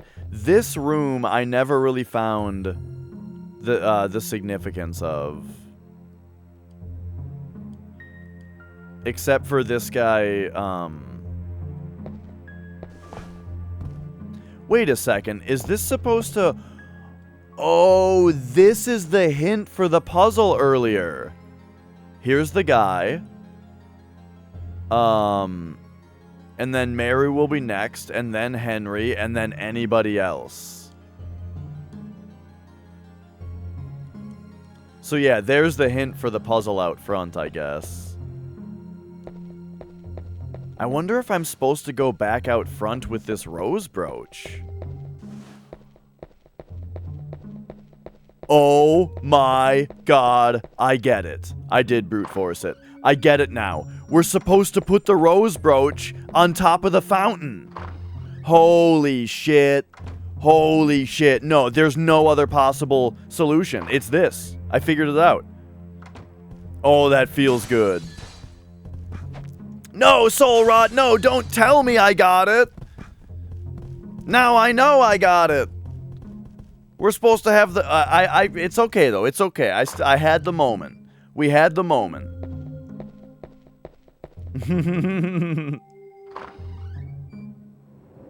Yeah. Only I think I got it.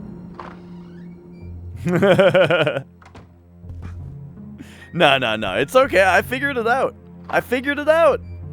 We got it. Man, it's a good thing they put that book in there to give you the hint about the gravestones and how the gravestones are important. Boom. It's got to be in the morning though. So I guess we got to use a sun card. Nah, it's okay. Nobody spoiled what to do, so that's fantastic, right? But this moment is a little bit more fun when you're not sure, you know? And you're like, yeah. Oh, and there it is. And then you pop off. Hell yeah.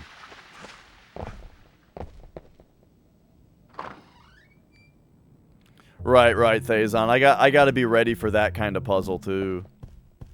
Let's see. So I think we'll go... What's the best way to get there? I think through this way is probably best. Because it puts us close to the copper door.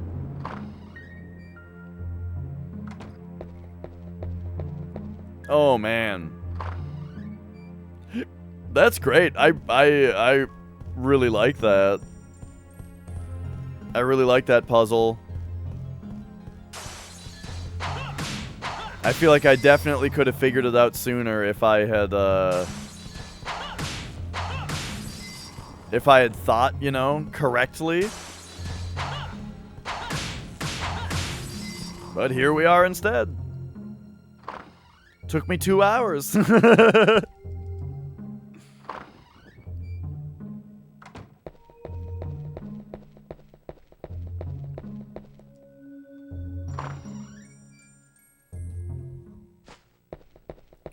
All right, in here, and now this, I believe, is the door that goes straight to it. Yeah. Nice.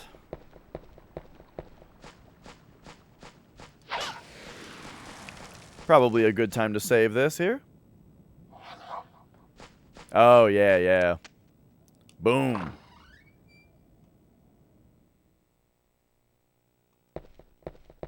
Yeah, I had totally forgotten that there was a thing at the top of the, Oh, here he is, too.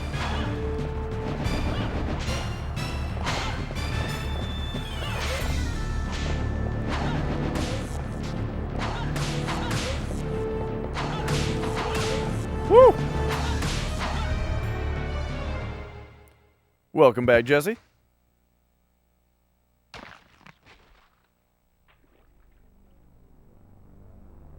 Magic loves laying his head on the mixer lately. It's true, you are not a mere nannish. Quite a show there, Lobo. Eobo?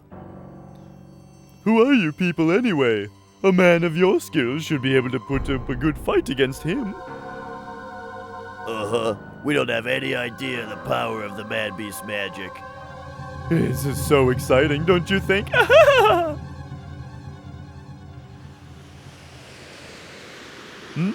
The man-beast's magic? Alright, alright. Boom. Okay, okay,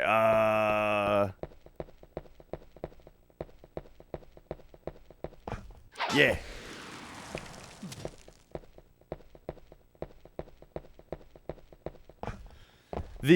The text goes by pretty quickly, so I have to kind of rush everything, and I can't think about the voices too much.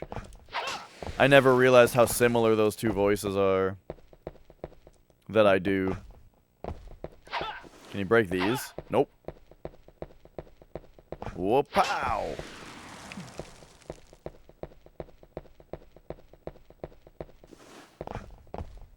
Eh? Oh. For some reason, I didn't even see these torches before. Alright. Boom. Boom. Boom. Yeah. Yeah.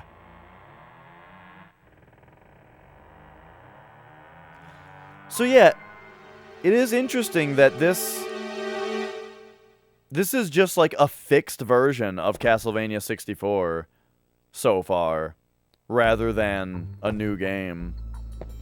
Ooh, wait a second though, the outer wall. It looks like here's where it's going to be different. Because in the first one, we went down to like the tunnels where we fought the spider ladies. We did not get to the outer wall.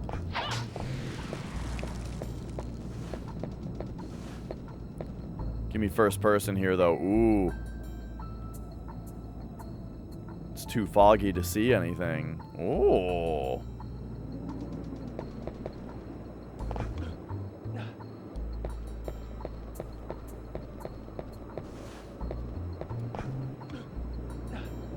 Yeah, yeah.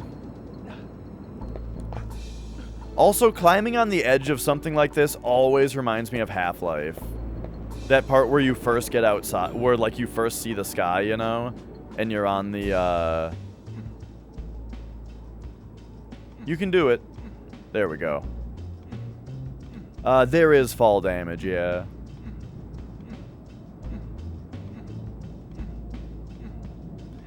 Yeah, where you first get, where you first see the sky and you're on like the side of the wall and you have to climb up. What up, Melon?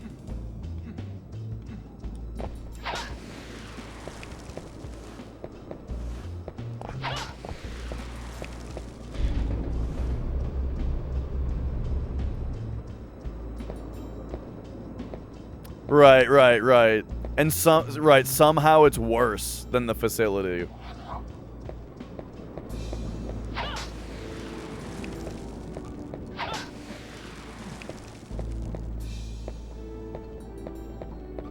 So there's an elevator over there. Ooh, and there's a door over here.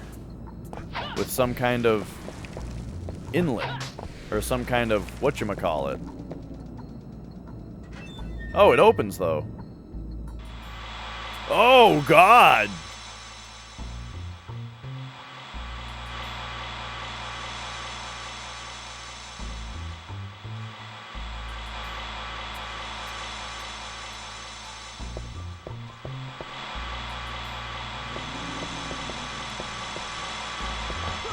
Oh no!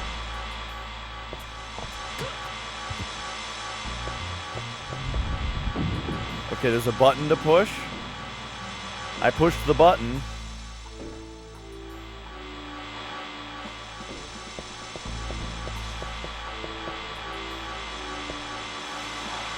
Oh, you can just slide under it. Cool.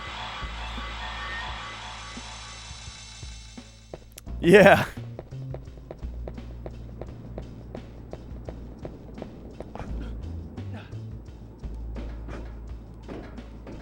Okay, okay. What do we got going on here? Oh. All right, all right. I got to say the new music that they've added to this game from the first one doesn't seem very fitting.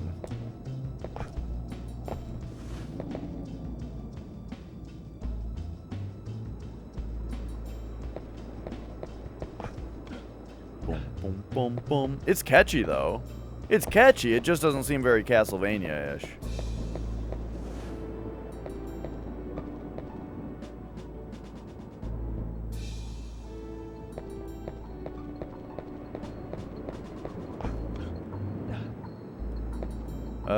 Okay, so there's a grabbable there. And then up here. Okay, okay, so boom. Boom. What do you got for us? Just a jewel. Okay, because there's another... Oh, what's this? Hey! Alright, alright, the wall key. And then, hey up. Hey up. Nice.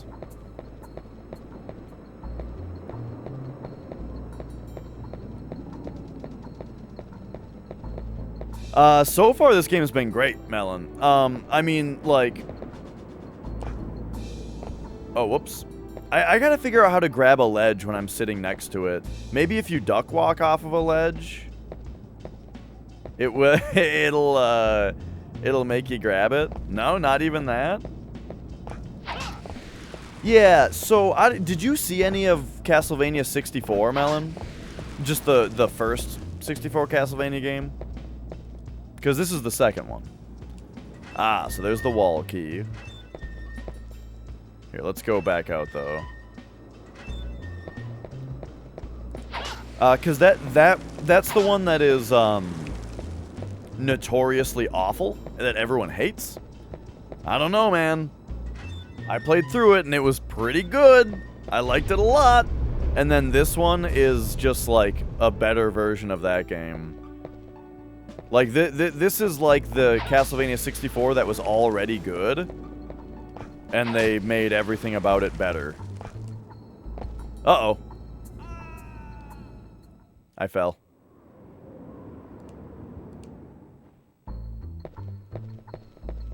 Oh, shit. I didn't do that yet? Okay. What is this, like, symbol on the wall? Alright, well, we're definitely using the slide move again. Yeah!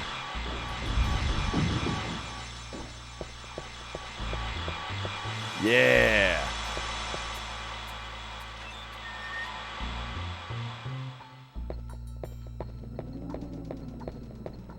Okay, so I guess save. Yeah, you know, I haven't really seen them either. There's 2 on PS2 and 2 on, like, PS3/PC.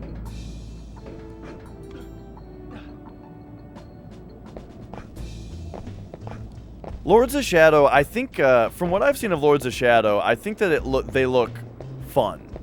Maybe. I don't know. I haven't seen a lot of them. I'm willing to try them. The one on 3DS looks fun. The one that's like a side-scroller.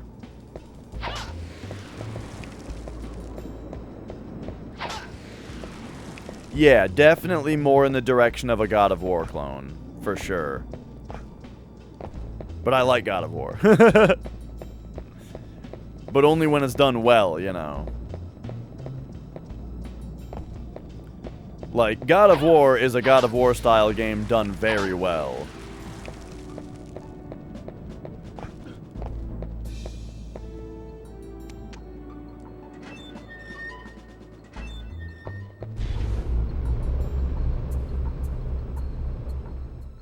Right, right, yeah, Dante's Inferno was an embarrassment.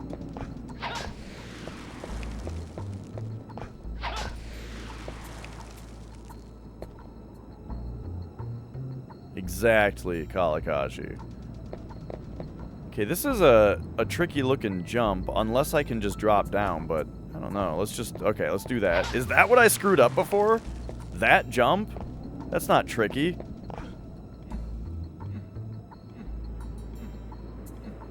I didn't have enough edge climbing with Tomb Raider Angel of Darkness, so I'm glad this game has more.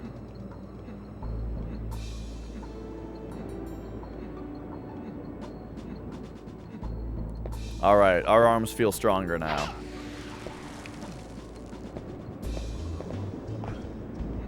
God damn, this game's controls are better than Tomb Raider Angel of Darkness.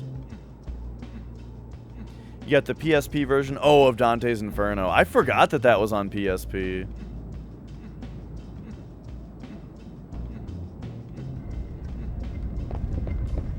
Oh, timed platforms, huh?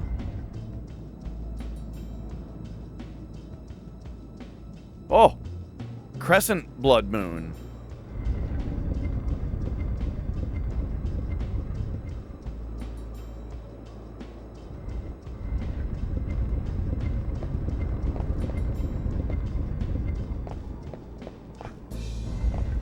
Uh-oh. Drop me down. Okay, okay. So that's just to prevent falling damage, I guess?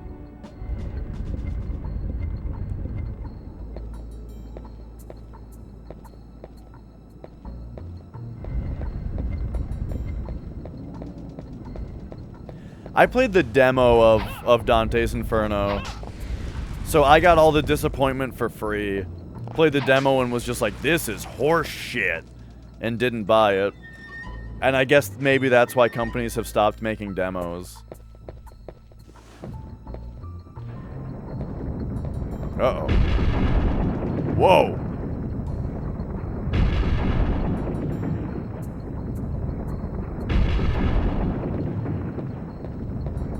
Oh god!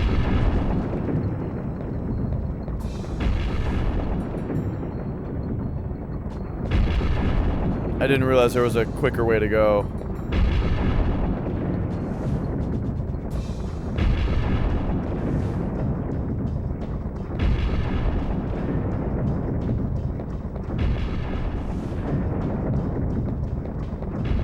Jeez.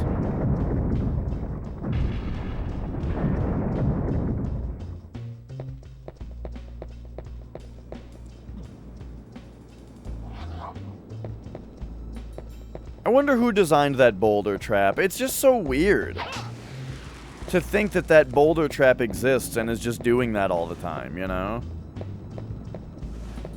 Here's the hall where boulders roll down, but there's inlets in the wall all over the place so you can avoid them. Like, what is it trying to stop? I guess just someone unsuspecting? Like, I did get crushed by one of them, you know? And if this game was more realistic, I'd be dead, I guess.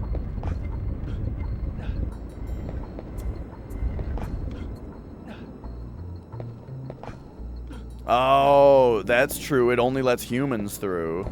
Or smaller. Oh shit, it's Super Meat Boy now.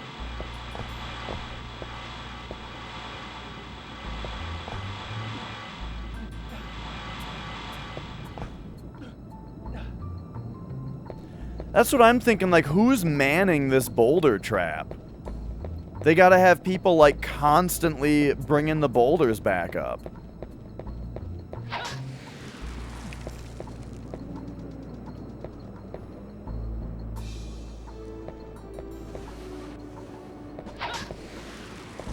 Nice. Level 3 cross. Oh, yeah, I suppose it would be like a bowling alley. That's what's so convenient about these ball-shaped objects.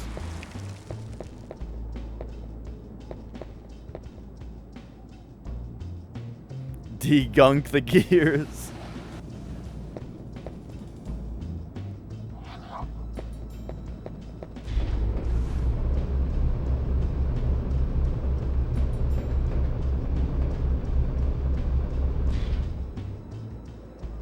Okay.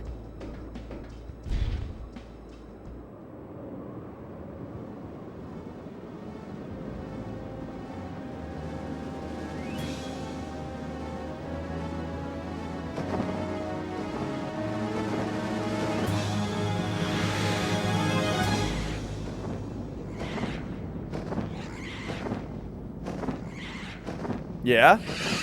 Then what happened? Okay, did you... yeah, I'll use lock-on, sure.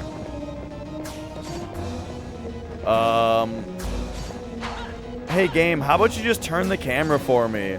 If you're gonna go so far as to, like, blink on the screen that I need to lock on, then just lock on. I guess well, no, that's not true, what I'm saying. Because otherwise it would be annoying that the camera is flinging all over the place.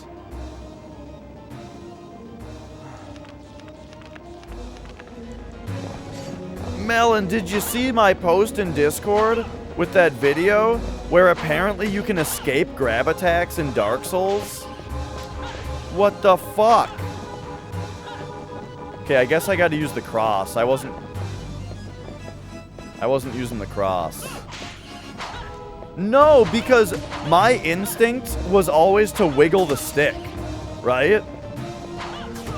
I would always try to wiggle the stick to get out, but apparently you mash R1 and L1.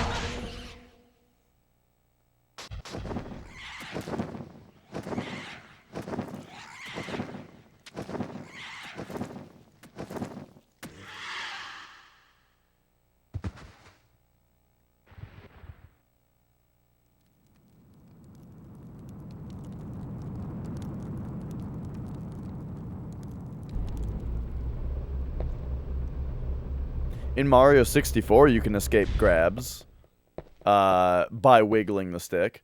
Something has to work. I don't know. I just thought that grab attacks were grab attacks. Yeah, thanks for the GG. Oh, look at this fucking level. Let's go. Free heal. The Art Tower.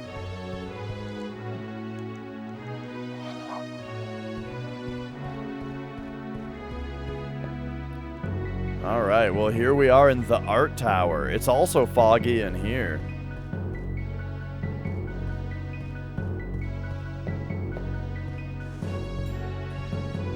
Yeah, this music sounds sweet. Here's the deal though, I have to leave you guys. I said it was gonna be a shorter stream, more like Fart Tower. I said it was gonna be a shorter stream today because Magic has to go to the vet. And I think that this is a good place to call it. I know a couple of you just showed up. And I'm sorry that you just showed up and I'm leaving. But yes, I have a vet appointment.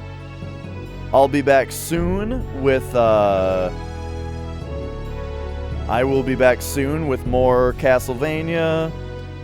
Maybe more other stuff, you know? Who knows? Who's doing what, though? Who is on Twitch right now that we can raid?